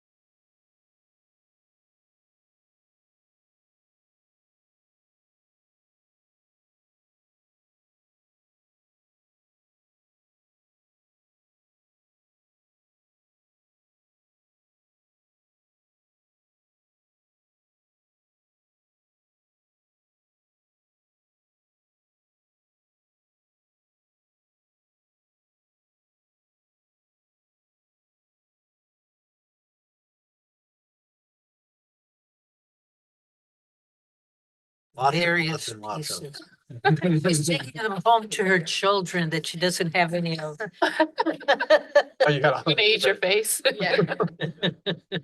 Have the fun of face cakes. Okay, and we are back.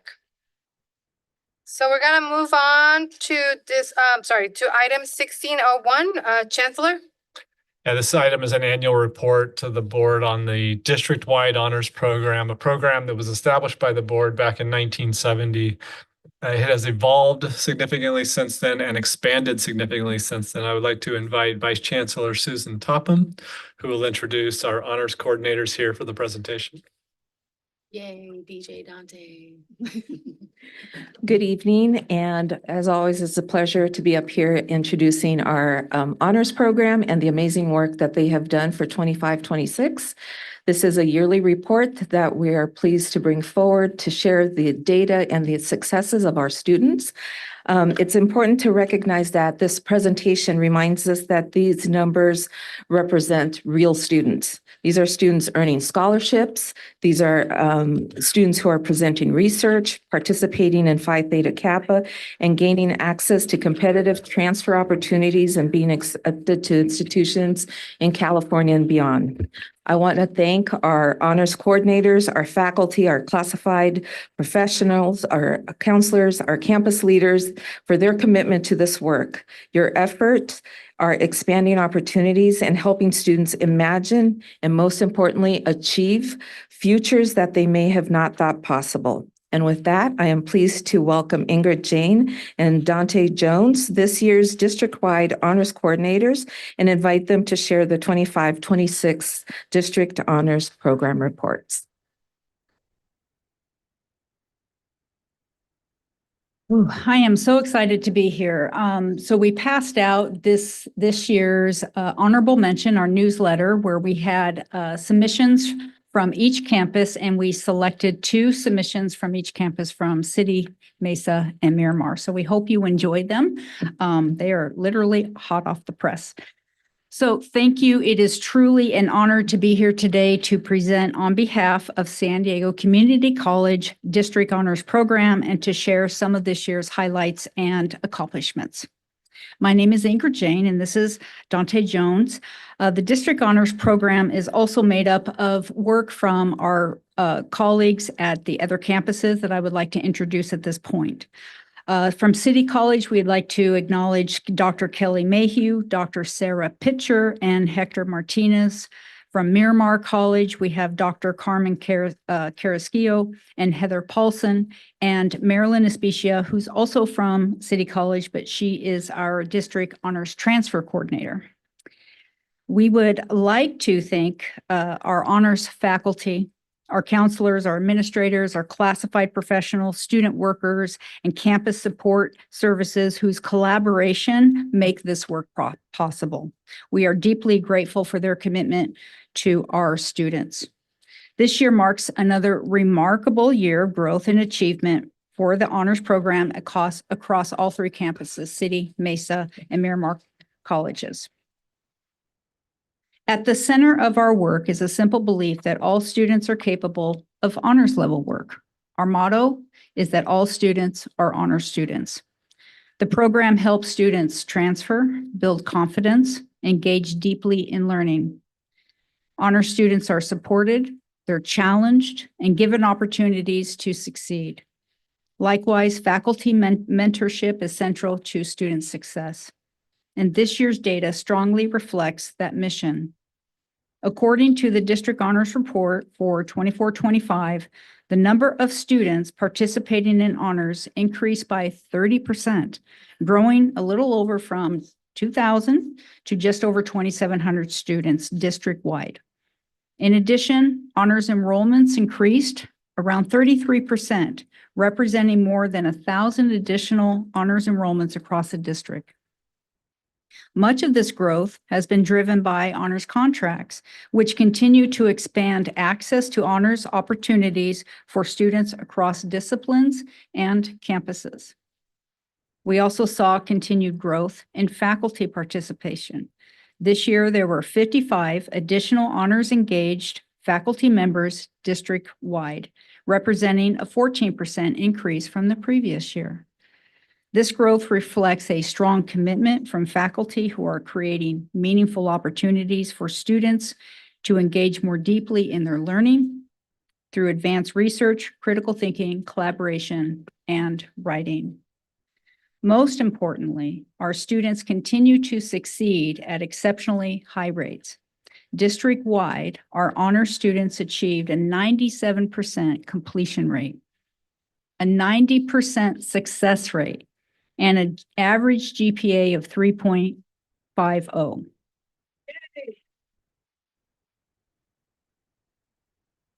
Honor success rates were 17% higher than non-honor success rates across the district. Students participating in honors contracts continue to demonstrate especially strong outcomes, earning an average of GPA 3.61 compared to 2.85 on average for non-honors enrollments. These numbers represent more than statistics. They represent students gaining confidence in their academic abilities, developing leadership skills, and preparing to transfer and future careers. We are also proud that the honors program continues to expand opportunities for students from a wide range of backgrounds and communities. This year, participation rates among students involved in programs such as Puente, Emoja, EOPS, DSPS, and Rising Scholars exceeded or matched overall honors participation rates. These partnerships continue to strengthen our efforts to make honors more accessible, inclusive, and welcoming to students across our campuses. One of the outcomes we are most proud of is our student transfer success. This year, 429 honors students transferred to four-year institution, representing a 33% increase from the previous year. Students transferred to more than 72 colleges and universities across California and the nation, including UCLA, UC Berkeley, UC San Diego State University, Stanford, Columbia, Yale University, and countless others. These transfer outcomes demonstrate the transformative impact of the honors program and the dedication of the faculty and staff who mentor our students throughout their academic journeys. We would also like to briefly recognize some highlights from each campus. At City College, honor students continue to outperform non-honor students in completion, success, and GPA outcomes, reflecting the program's continued commitment to student achievement. Additionally, honor students were awarded thousands of dollars in scholarships. In particular, there were 5 semifinalists for the Jack Cook Kent Transfer Scholarship. City College also certified 11 students for UCLA Transfer Alliance Program, or UCLA TAP, which is up from last year. City College honor students were also active in Visionary Feminist Club, ASG, SJP, MECA, and other student organizations. At Mesa College, the honors program experienced substantial growth in honors contracts, faculty participation, and transfer certifications, including continued growth in UCLA TAP participation. For instance, we celebrated record numbers such as 70 honors program graduates and 42 certified for UCLA TAP. Additionally, we have reinstituted faculty outreach to increase faculty participation in honors and provided a community of practice for faculty to build a stronger sense of community. Specifically, during the Fall Flex Week, we hosted a workshop titled Cultivating Excellence, Engaging Honors Students at Mesa College, and during the Spring Catalyst, we presented a workshop titled Let's Chat Honors. At Miramar College, students continued to demonstrate exceptional completion and success rates, while the program also expanded equity-focused outreach and partnerships with student affinity groups. Additionally, Miramar certified 33 students for UCLA TAP and 26 students for UCI, or UC Irvine, Honors to Honors. The Miramar College president funded honors program scholarships, where 5 students received honor scholarships for a total of $1,300. As we look ahead, our goals include continuing to expand equitable access to honors opportunities, strengthening faculty support and professional development, increasing transfer partnerships, and using data-informed practices to better support student success. Before concluding, we'd like to express our sincere gratitude to the Board of Trustees. We'd like to also thank Chancellor Greg Smith and Vice Chancellor Susan Topham, our college presidents, President Hands, President Shabazz, and President Lundgren, vice presidents, deans, counselors, and all campus partners for your continued support to the District Honors Program. Your support helps create opportunities for students to change their lives. We are deeply and incredibly proud of our students. We're grateful for the faculty and the staff who support them, and excited about the future of the honors program across the district. At this point, this concludes our role as the district honors coordinators. We have learned a lot. We have enjoyed doing this. We have enjoyed being in front of you for the second year. And we are also excited to pass on this role to our Miramar counterparts, Dr. Carmen Carrasquillo and Heather Paulson, Miramar's honors coordinator. Thank you. Thank you. Thank you very much.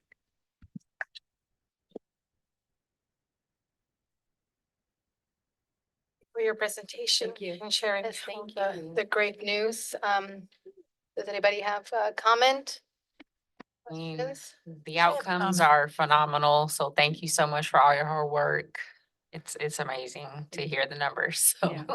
And we're just seeing it just continue to increase exponentially. So we're really excited for next year.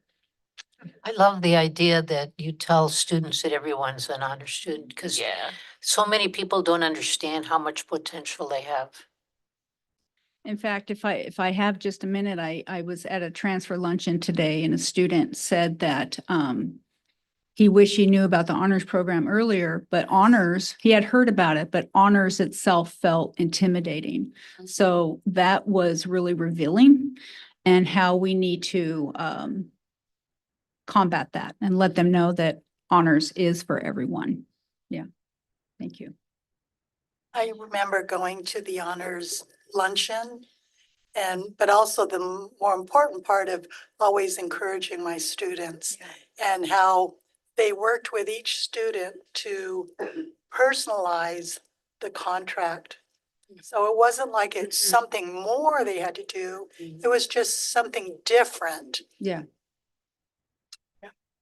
And I think that's the benefit of the contract, is that it allows that personal relationship to build. Yeah. And the number of honor students that you reported today, there's so many. I mean, and it's great to know that we're going to be increasing that number. So thank you again. Thank you. And Thank you. for your work. In how many years were you the coordinators? So we've been doing it for 3 years, and we've been district honors coordinator for 2. Awesome. Yeah. Well, thank you. Thank you. Yeah, we'll see you around. Okay. Take care. Thank you. Okay, now we're gonna move one item up. We're gonna go to item 1509. Chancellor? 1509 is awarding of a contract for the construction of a new building. We're being a bit vague with the name on this right now.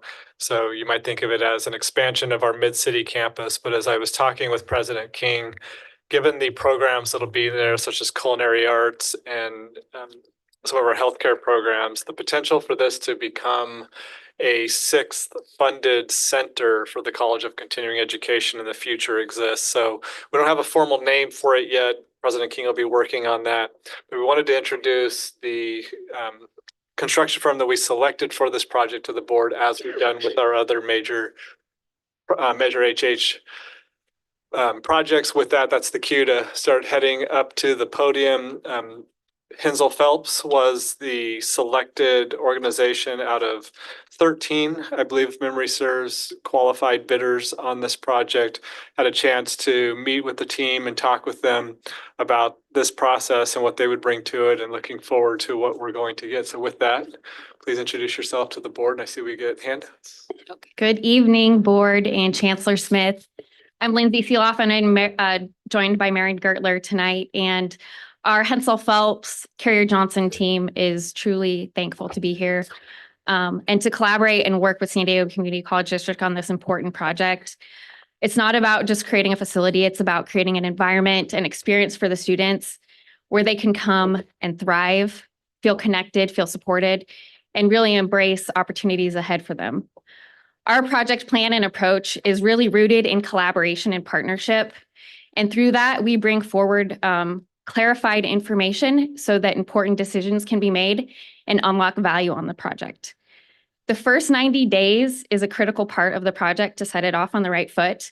So Marin's going to talk through a couple of those key components of the first 90 days. Well, good evening, board. Thank you so much for having us here. My name is Maren Gertler, principal in charge with Carrier Johnson. And it's an honor to be here joined by Lindsay and all of you. And you have our commitment to bring your vision to life with this building through a shared governance approach.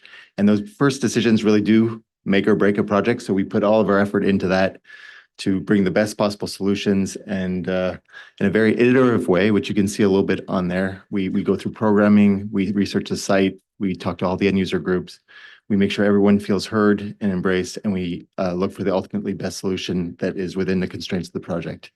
We look forward to this journey together. Thank you. Thank you. With that, I recommend board's awarding of this contract. Right. Thank you. Before we have a discussion on this item, do I have a motion and a second? A motion by trustee Magana. Second. Second by trustee Senior. Any questions, comments about this? No. Very happy to see this. And now we're gonna vote. Before we vote, student trustee, do you have anything to add and how do you vote? Not at this time, Board President. My vote is aye. Thank you. Will the board members please vote? The item passes unanimously. Thank you. And congratulations. Okay. Now we're gonna go to item 901. Item 901 are revisions to Board Policy 2510, which outlines our participatory governance process under the heading Participation and Local Decision Making. I want to thank Vice Chancellor Fishtal for shepherding this process.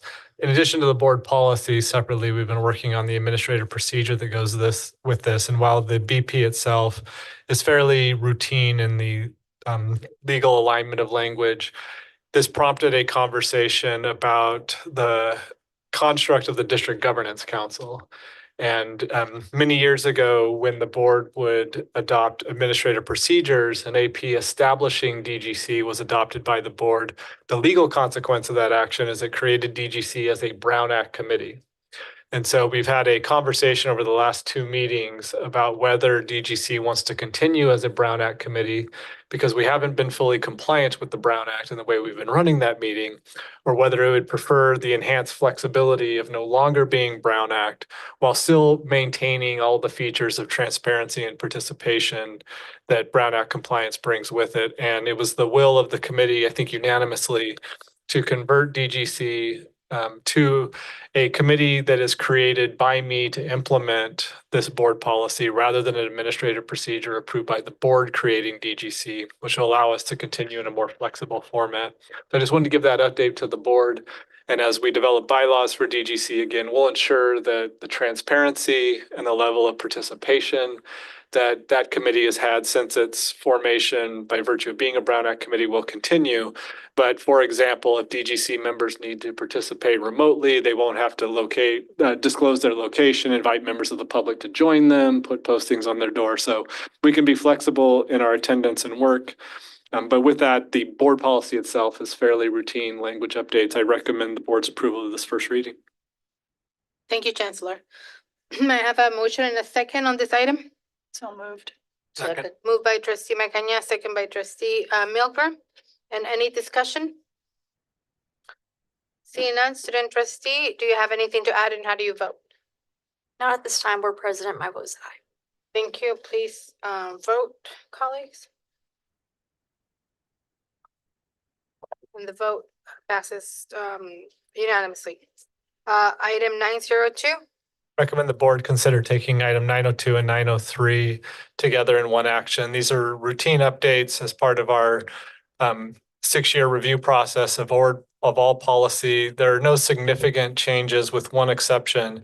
BP 5150 military services education. The district no longer provides this program, so we're recommending it for deletion. This has been reviewed and approved at DGC and cabinet before coming to the board. I recommend approval. Thank you. Before we have a discussion, do I have a motion and a second on these 2 items? So moved. Moved by trustee Magana, Second. second by trustee Senior. Any discussion on these items? Seeing none, student trustee, do you have anything to add and how do you vote? Not at this time, Board President. My vote is aye. Thank you. Colleagues, please vote. The item passes unanimously. Thank you. Now we go to new business, item 1001. Traditionally, our board has approved its meeting schedule, which then has cascading effects for other groups around the district, including DGC, 6 months at a time. We'd like to propose a change and go to approving the entire upcoming academic year of board meetings, retreats, and study sessions. So you see a proposal to have a meeting scheduled for July 2026 through June 2027. The approval of the full year will allow for greater planning, especially as we do campus meetings at the colleges and the retreats and the study sessions at offsite locations. Would also like to note that in March, there's a legal requirement if any academic employees are going to be recommended for non-renewal, that they be noticed by the board on or before March 15th. The week before that week is the CCLC CEO Symposium, which starts on Thursday this year, or this next year. And so we're proposing to hold our March meeting on Tuesday, March 9th, instead of on Thursday, March 11th. And so with that one note, the rest of the meetings are on Thursdays as we traditionally would have. We recommend the board approve this item. Thank you. May I have a motion and a second on this item? So moved. Moved by trustee Jameson, second by trustee Magana. Any discussion? I like the idea of having a year calendar because it helps us plan as well. Yes. Very good. Anyone else? No. Student trustee, do you have anything to add and how do you vote? Nothing to add at this time. My vote is aye. Thank you, student. Colleagues, please vote.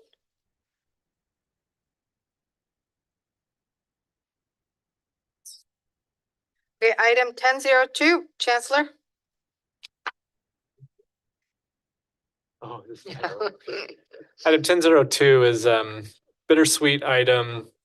Member of our trustee advisory council who's been serving as the chair for the council this year, Jesus Martin Gallegos Munoz, informed us that he can no longer meet the demands of serving on TAC and has asked to be removed from the council. So this will open up an opportunity for trustee Milgram to identify potentially another member from outside our community to come in and take that seat. But we want to take formal action from the board to recognize Jesus for his service and officially end his service on TAC. Thank you. May I have a motion and a second? So moved. Second. Moved by trustee Milgram, second by trustee Senior. Any discussion on this item? I'm gonna miss him. It was good. Jesus. Yeah, I don't know anything about it, so. It's okay. Know as much as I do now. Yeah. Gonna miss Thank him Jesus. for his service. Yes, exactly. Student trustee, do you have anything to add and how do you vote? Nothing to add at this time. My vote is aye. Okay, board members, please vote. Item passes unanimously. And now we go to item 1003. I would recommend the board consider taking 1003 and 1004 together. These two items are part of our practice this year of individually recognizing months throughout the year that commemorate groups that the federal government has indicated we should not be recognizing for the most part. But I do want to pause because item 1003 is a new item that we have not previously done in the past, which was not on our developed calendar that trustee Jameson brought forward. So before moving forward with this, I'd like to give trustee Jameson an opportunity to introduce item 1003. 1004 is our recognition of June as LGBTQI plus Pride Month. Just a reminder to the board, at the start of the year, we approved a calendar for flag display. And so on June 1st, we'll raise the LGBTQI plus Pride Month flag at the district office and at our colleges. On June 19th, we will take that down and raise the Juneteenth flag for the remainder of the month. With that, item 1003, trustee Jameson. Yes, so I wanted to bring foster care awareness month forward. As some of you may know, I'm a former foster youth. I spent about 13 years in foster care in my childhood, 13 different foster homes. And it was the 13th home that I actually finally found a loving family. So I wanted to make sure that we are uplifting those who are actually doing the right thing when they take these kids in, and just highlighting that. That's what awareness is about. So, you know, my story is not unique. It happens to plenty of kids and it has happened, but just that awareness of you can take a child in if you are willing and ready, you know. So I just wanted to make sure we uplift those families that, support those children in the system. Thank you, trustee Jameson. I recommend board's approval of both of these resolutions. Thank you both. Before we have a discussion, may I have a motion and a second on these two items? So moved. Moved by trustee Senior, I second. second by trustee Jameson. Any discussion on these two items? Uh, Go ahead. Briefly, thanks to the chancellor. We're continuing to support the queer community in the face of truly horrific efforts by the current federal administration and many state administrations to erase us from the face of the earth. And the transgender community was recently identified as a terrorist organization by a member of the administration in need of being wiped out. So all the more reason why we should continue to support and help and just recognize the queer community at our district. Thank you. Thank you. And I want to say that I'm really proud to, again, have this resolution recognizing June 2026 as LGBTQIA plus Pride Month. And we're going to have our flags raised. And I also want to say thank you, trustee Jameson, for adding this to our agenda and for sharing those beautiful words with us. Anyone else? Well, I'm really glad we're adding foster youth, because I think, as we know, a number of foster youth wind up in prison. They wind up getting institutionalized. They're lucky if they survive a system that can often be really abusive. And so thank you for bringing that forward. And you're remarkable. That you went through all of that. 13 homes. I can't even imagine. Yeah. Okay. Student trustee, do you have anything to add, and how do you vote? Not at this time, Board President. My vote is aye. Thank you. Board members, please vote. Okay, and both resolution pass unanimously. Now we go to item 1301. Item 1301 is consideration and adoption of our education protection account funding and expenditure plan for the 25-26 fiscal year. You may recall that the education protection account was established via Proposition 30 in 2012. When California voters continued a legacy of ensuring stability and investment in public education, it added a 0.25% income tax increase on high wage earners. With that, though, we're required to show the public how we're using those funds. And so you'll see our spending plan on $52.2 million dollars in EPA funds across our 4 college. 100% of those funds are going to instruction. And so we have to open a public hearing, invite any public comment if we have any, and then we can move forward with a vote from the board. Thank you. A public hearing is now called to order for item 1301 regarding the Education Protection Account funding and expenditure plan for 2025, 2026. Yes. Is there anyone who would like to comment? Is there anyone who would like to comment? Anyone would like to comment? Hearing none, the public hearing is now closed. I have a motion and a second on this item before we engage in any discussion. So moved. Moved by trustee Magana, Second. second by trustee Senior. Any discussion? No. Student trustee, do you have anything to add and how do you vote? Nothing to add at this time, Board President. My vote is aye. Thank you. Colleagues, please vote. I want to call you. All right, now we're gonna go to items 1309 and the rest. Correct. Right, okay, so Chancellor. Yeah, so we have items that were pulled from the consent calendar to allow for public comment, beginning with item 1309, 1309, 1311, 1312, And 1313. and 1313 are all contracts for services related to the implementation of Cloud Oracle Fusion and the financial aid planner program that was previously approved by the board. I think before I say anything further on those items, we should invite our public commenter up to address the board. And with that, if the comments are essentially the same for all four items, we could do comments on all four simultaneously. It's up to the commenter. If you'd like to comment individually, you may do that as well. So, Mark Gabriel.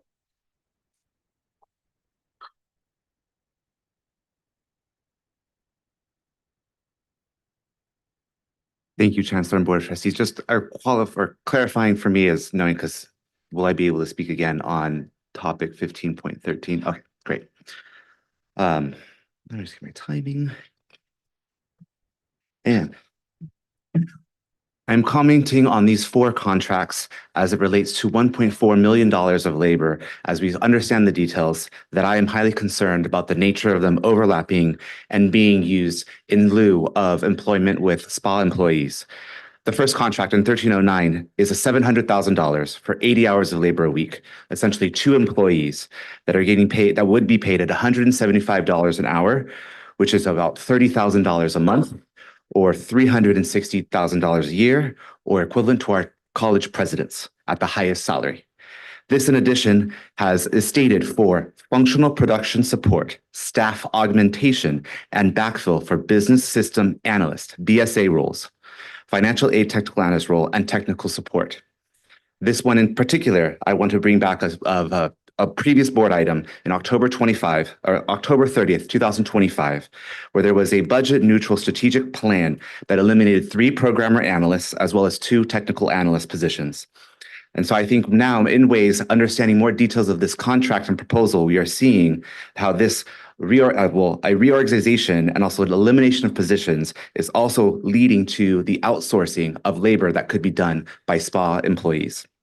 In 13.11 is another similar contract where it's being used for but here at $100 an hour for perform system maintenance activities, including addressing security issues, patching production servers, testing and resolving system issues, applying financial aid, PRPs, and creating and implementing HR PeopleSoft Update Manager updates. Once again, we have seen the invaluable value of investing in our IT resources, particularly in those that understand our systems and to be able to protect our district. In the 13.12, it is a contract once again for $175 an hour of 25 hours of labor a week for a year. And all of these contracts say, or more if needed, in terms of the length of time of these contracts. And it's saying comprehensive functional and technical services to support daily operations, addressing ongoing system issues, and implement process improvements across finance modules, as well as dedicated resources, including programmer, developer, and business analyst reporting specialists. This to me does not sound of the specialized work of a consultant, but labor that are work that our classifications, particularly in SPA, are capable of doing, and that we will be providing on an ongoing basis. And the last contract, 13.13, is again of $200,000 for 20 hours of labor a year for a week for a year or more at $200 an hour. And this one has to support the district's student financial aid operations within the PeopleSoft Campus Solutions system. As more details. So once again, I should say the nature of these seems to be not just of a unique behavior, and that there is this choice we're seeing of eliminating positions, outsourcing, and also not investing in the talent that SPA has the right to within the nature of these the work and job duties being performed in these contracts. And so again, I'm urging that the district not make this unilateral decision about SPA pertinent labor without the proper proactive consultation with SPA, and that we respectfully ask that the board deny these items until appropriate consultation and dialogue has occurred with SPA, and then can go to the board for approval. Thank you. Yeah, to provide the board some additional context on these items, what Mark has shared is correct, that the contractors that we bring in will in part perform work that's being done by business service analysts, student service analysts, and other SPA members. You'll notice the contracts, as was pointed out, are July 1, 2026 through June 30, 2027, with the ability to extend if necessary. The reason for these contracts are the people that are doing the work in educational services, in people and culture, and in IT to be involved in the implementation and the configuration of a new system to align with our processes, to update our processes to better fit into the capabilities of the new system. They will not be able to perform their regular job duties. And so we need to be able to backfill in some respects some of the work they're performing, but also bring in people that can help with the evolution of process into the capabilities of the new system. So it is a combination of work that is currently being done by SPA members and a perspective that goes beyond what our members are currently doing with the implementation of a new system. If we were to hire people to do this, it would be short-term restricted positions that we would only hire for a year, or if needed to be extended due to the timelines of the implementation, maybe 18 months, after which we would eliminate those positions and lay those people off. Hiring somebody for that limited term, not many people can take that on. And so you end up with limited applicant pools for those positions. We often achieve cost savings through this because while the dollar amounts in the contract are higher than hourly salary rates, they do not include contributions to retirement systems, payroll taxes, healthcare and medical benefits. Those are paid by the company to the person who fulfills the contract. So the total cost of compensation exceeds just what the hourly rate amount is. As far as Education Code 88003 and the parameters around contracting out, I welcome in my position the opportunity for people to assess the decisions that I bring forward to the board and their legality, but let me reassure the board that I will never bring anything that I think is of questionable legality. And having reviewed this, I believe it is absolutely within the district's legal right to do so, but more importantly, it makes the most sense to approach it this way. Now, regarding the timely consultation, that is something that we can work on and improve on. And if that does not happen in this case, that is an area that we absolutely will address going forward. Unfortunately, at this time, if we delay, we will not be able to meet a July 1 start date. And that will delay the timeline for our implementation and the ability of our existing SPA members working in these systems that'll be integral to successful implementation, being able to relieve them of some of their day-to-day activities to be able to participate in the design and planning that's happening now. So given the urgency of time on this, I would suggest to the board that we approve these items now, and I direct Vice Chancellor Burns to immediately arrange the meetings to discuss with SPA the impacts of this decision and to continue that conversation. Thank you, Chancellor. Before we have a discussion, may I have a motion and a second on these 4 items? So moved. Moved by trustee Milgram. Second by trustee Magana. Any discussion?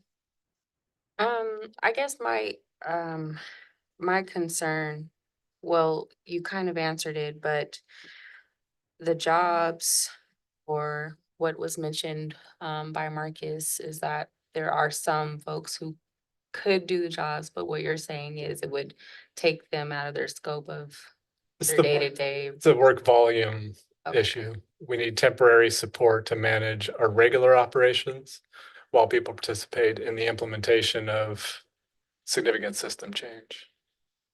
And that would be for every one of these. That's what those 4 items are Okay. addressing in various ways, yeah. Anyone else? Trustee Magaña. I do remember when we switched over from our legacy system to PeopleSoft and how there were lots of our employees, or lots of our faculty who were involved in doing this task. And they were practically gone all the time. And then that left a back hole for all of us who were left in the offices trying to, do their job as well as our own job. So I can see the point of view of, we should hire our own. But then for specific things like this, I really feel that we don't have the expertise and we don't have the time to build it or to gain that expertise. And so I like this idea of hiring out for the short period of time to get it done. What else? I guess I'm just hoping that in that conversation, like there is some opportunity to explore for spa if there is anything else out there. But yeah, I guess it just depends on yeah. Project. Okay. Thank you. I don't see any more discussion. Student trustee, do you have anything to add and how do you vote? Nothing to add at this time, Board President. My vote is aye. Vote is aye. Okay, thank you. Board members, please. Vote.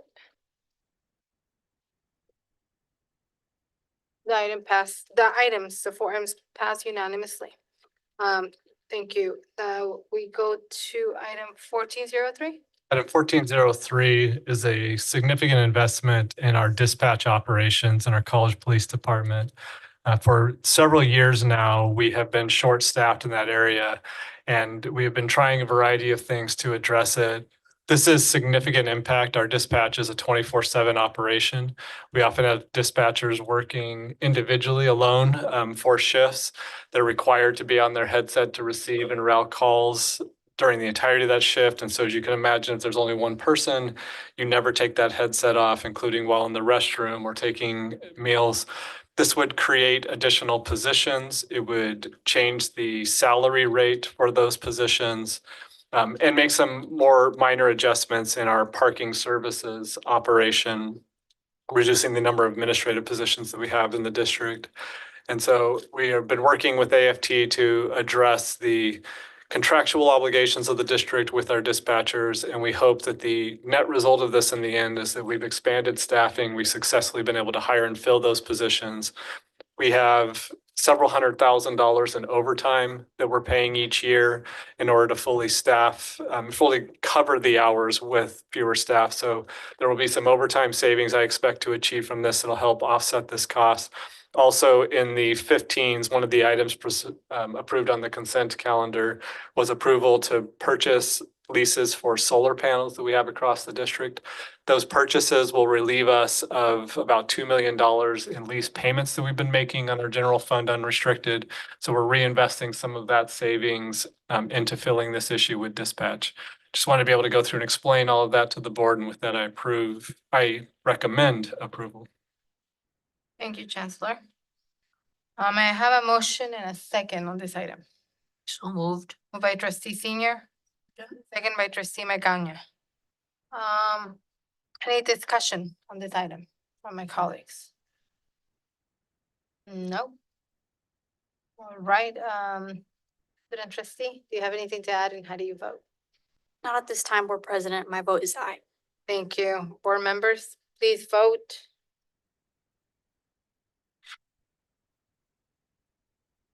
The item passes unanimously. Item 1404. Recommend the board consider taking items 1404 and 1405 together. These are appointment and ratification of contracts for two employees who were promoted earlier this year. Antoine Ndari, who was promoted from Director of Information Technology Services to Associate Vice Chancellor, and Rachel Wilker, who was promoted from Manager of Employee Experience and Engagement to Associate Vice Chancellor of Employee Relations. We'll acknowledge that typically these contracts would have come forward at the time of their promotion, but that got lost in the shuffle. And so we're bringing these forward now to make sure that the board has approved these. The board approves all management positions from the Associate Vice Chancellor and Vice President level up through Chancellor. And there are some legal disclosures that you'll need to read as you do this.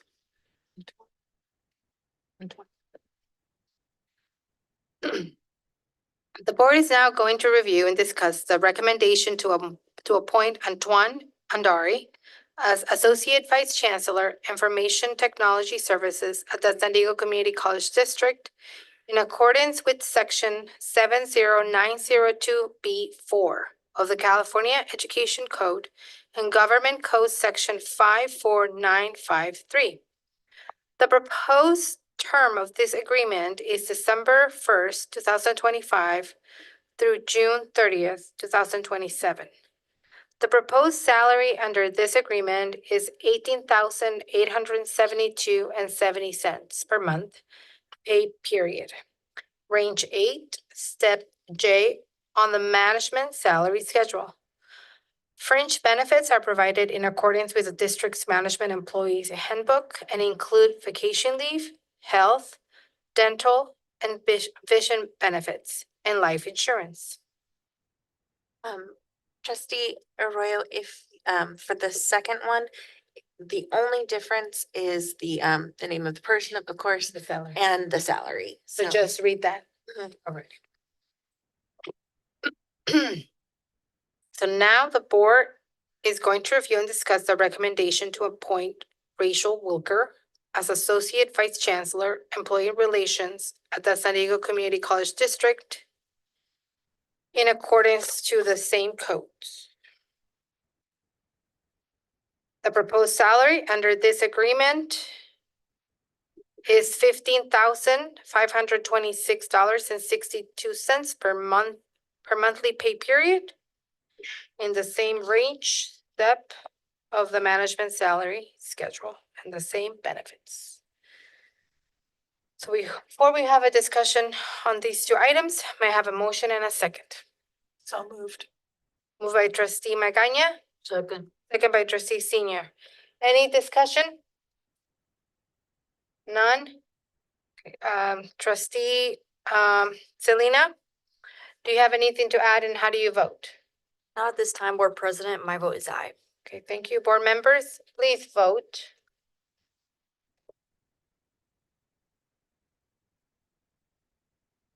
Great, both items pass unanimously. Congratulations. So where am I? 9, 10, 1405. Now we go to 1507. 1507 is a change order that exceeds 10%, and it's the board's policy that anytime we have change orders of that magnitude, they come for separate action items. And so this is a change to a lift that would be installed in the ECC Theater. The model is being changed. This is the lift for individuals using wheelchairs or who need that assistance to be able to navigate to the theater without having to use the stairs. I recommend that the board approve this. The original contract price was $140,000. The new total contract price is $161,000. With that, I recommend board approval. Thank you, Chancellor. May I have a motion and a second on this item? So moved. Moved by trustee Magaña, Second. second by trustee Senior. Any discussion on the item? No? Student trustee Selena, do you have anything to add and how do you vote? Nothing to add at this time, Board President. My vote is aye. Thank you. Board members, please vote.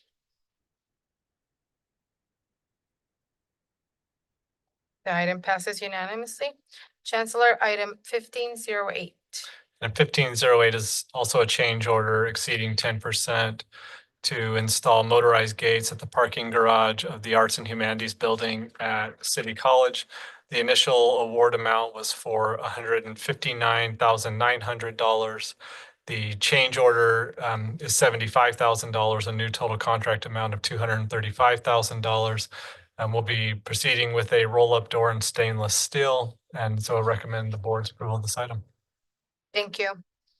I have a motion and a second on this item. Moved by trustee Macaña, Second. second by trustee Pilgrim. Any discussion? None? Student trustee, do you have anything to add and how do you vote? Not at this time, Board President. My vote is aye. Thank you. Board members, please vote. This item passes unanimously. And now we're going to 1513. Yes, and we have public comment on this item before the board considers it.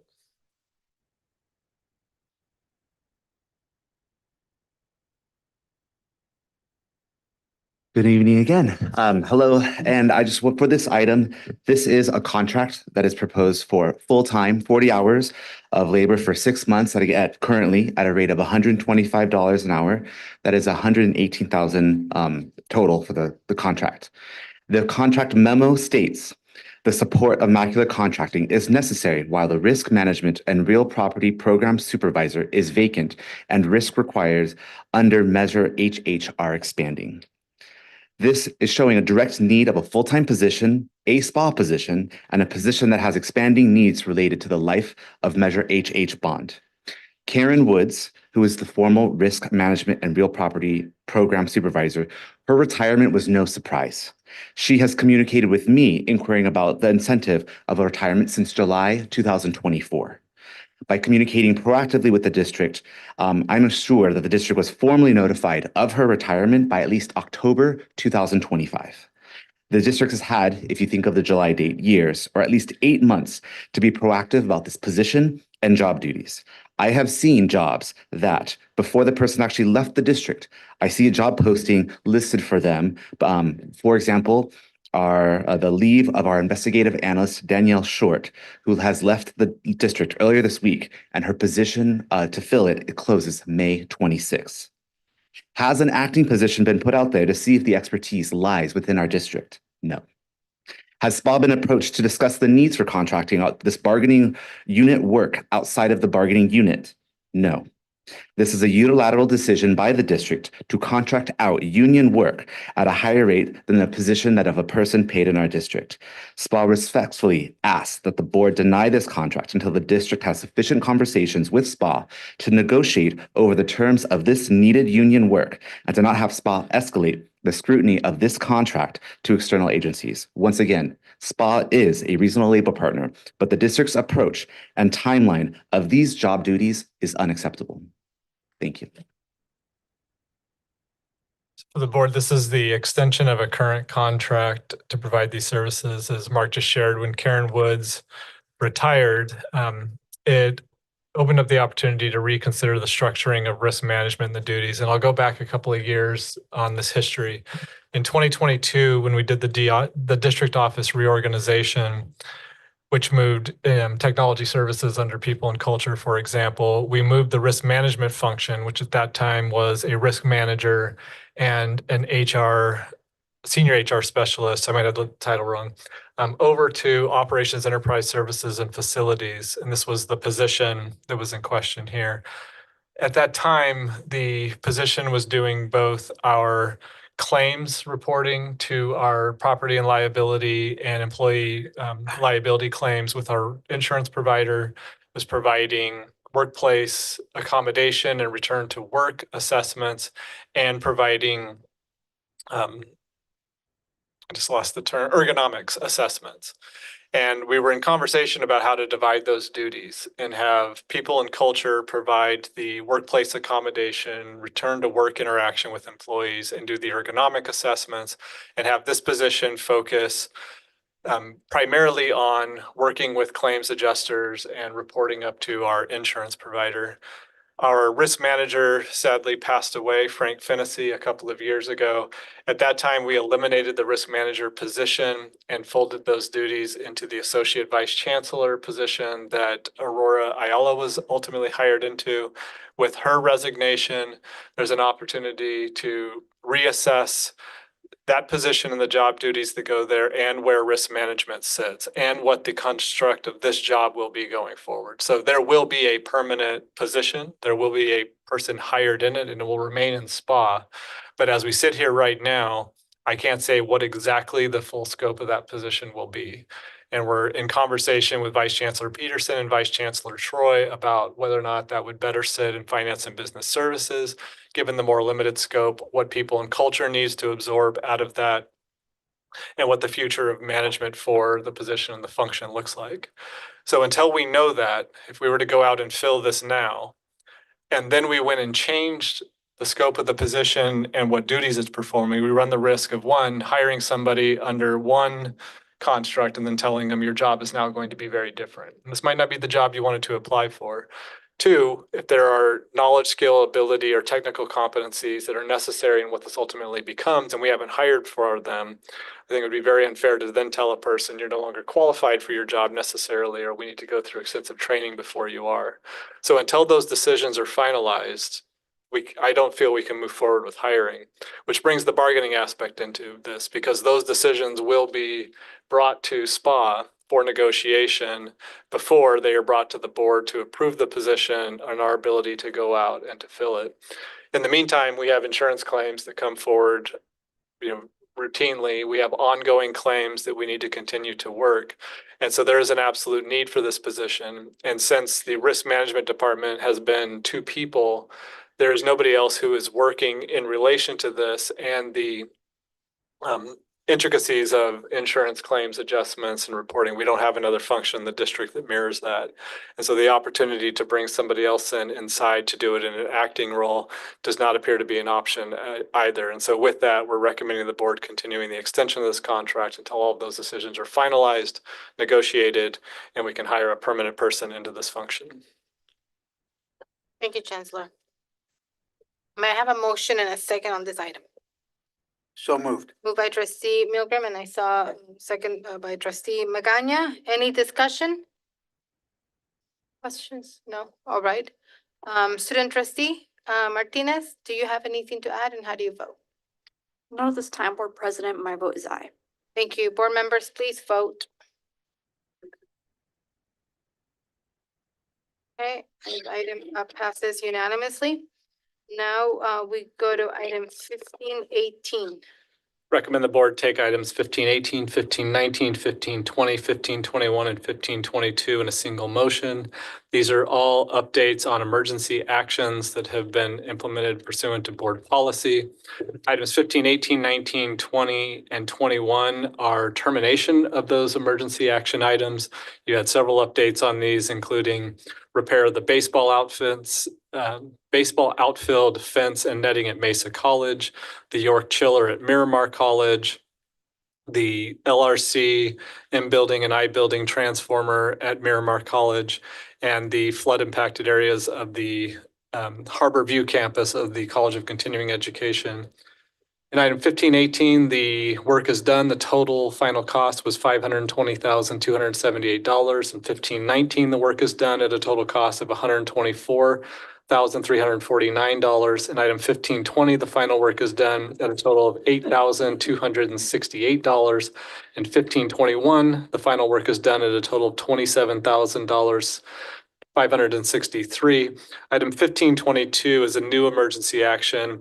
On April 30th, there was an active leak from a 500-gallon rooftop water tank at the Mesa College Math and Science Building. We've assessed and determined the tank is beyond repair. It will require a full replacement. I don't have a firm estimate for completion. The current estimated total cost is $100,000. With that, I recommend approval of all 5 items. Thank you, Chancellor. I have a motion and a second on these 5 items. Moved by trustee Magana. Second. Second by trustee Senior. Any discussion on these last 5 items? No. Student trustee Selena Martinez, your last vote officially? Do you have anything to add, and how do you vote?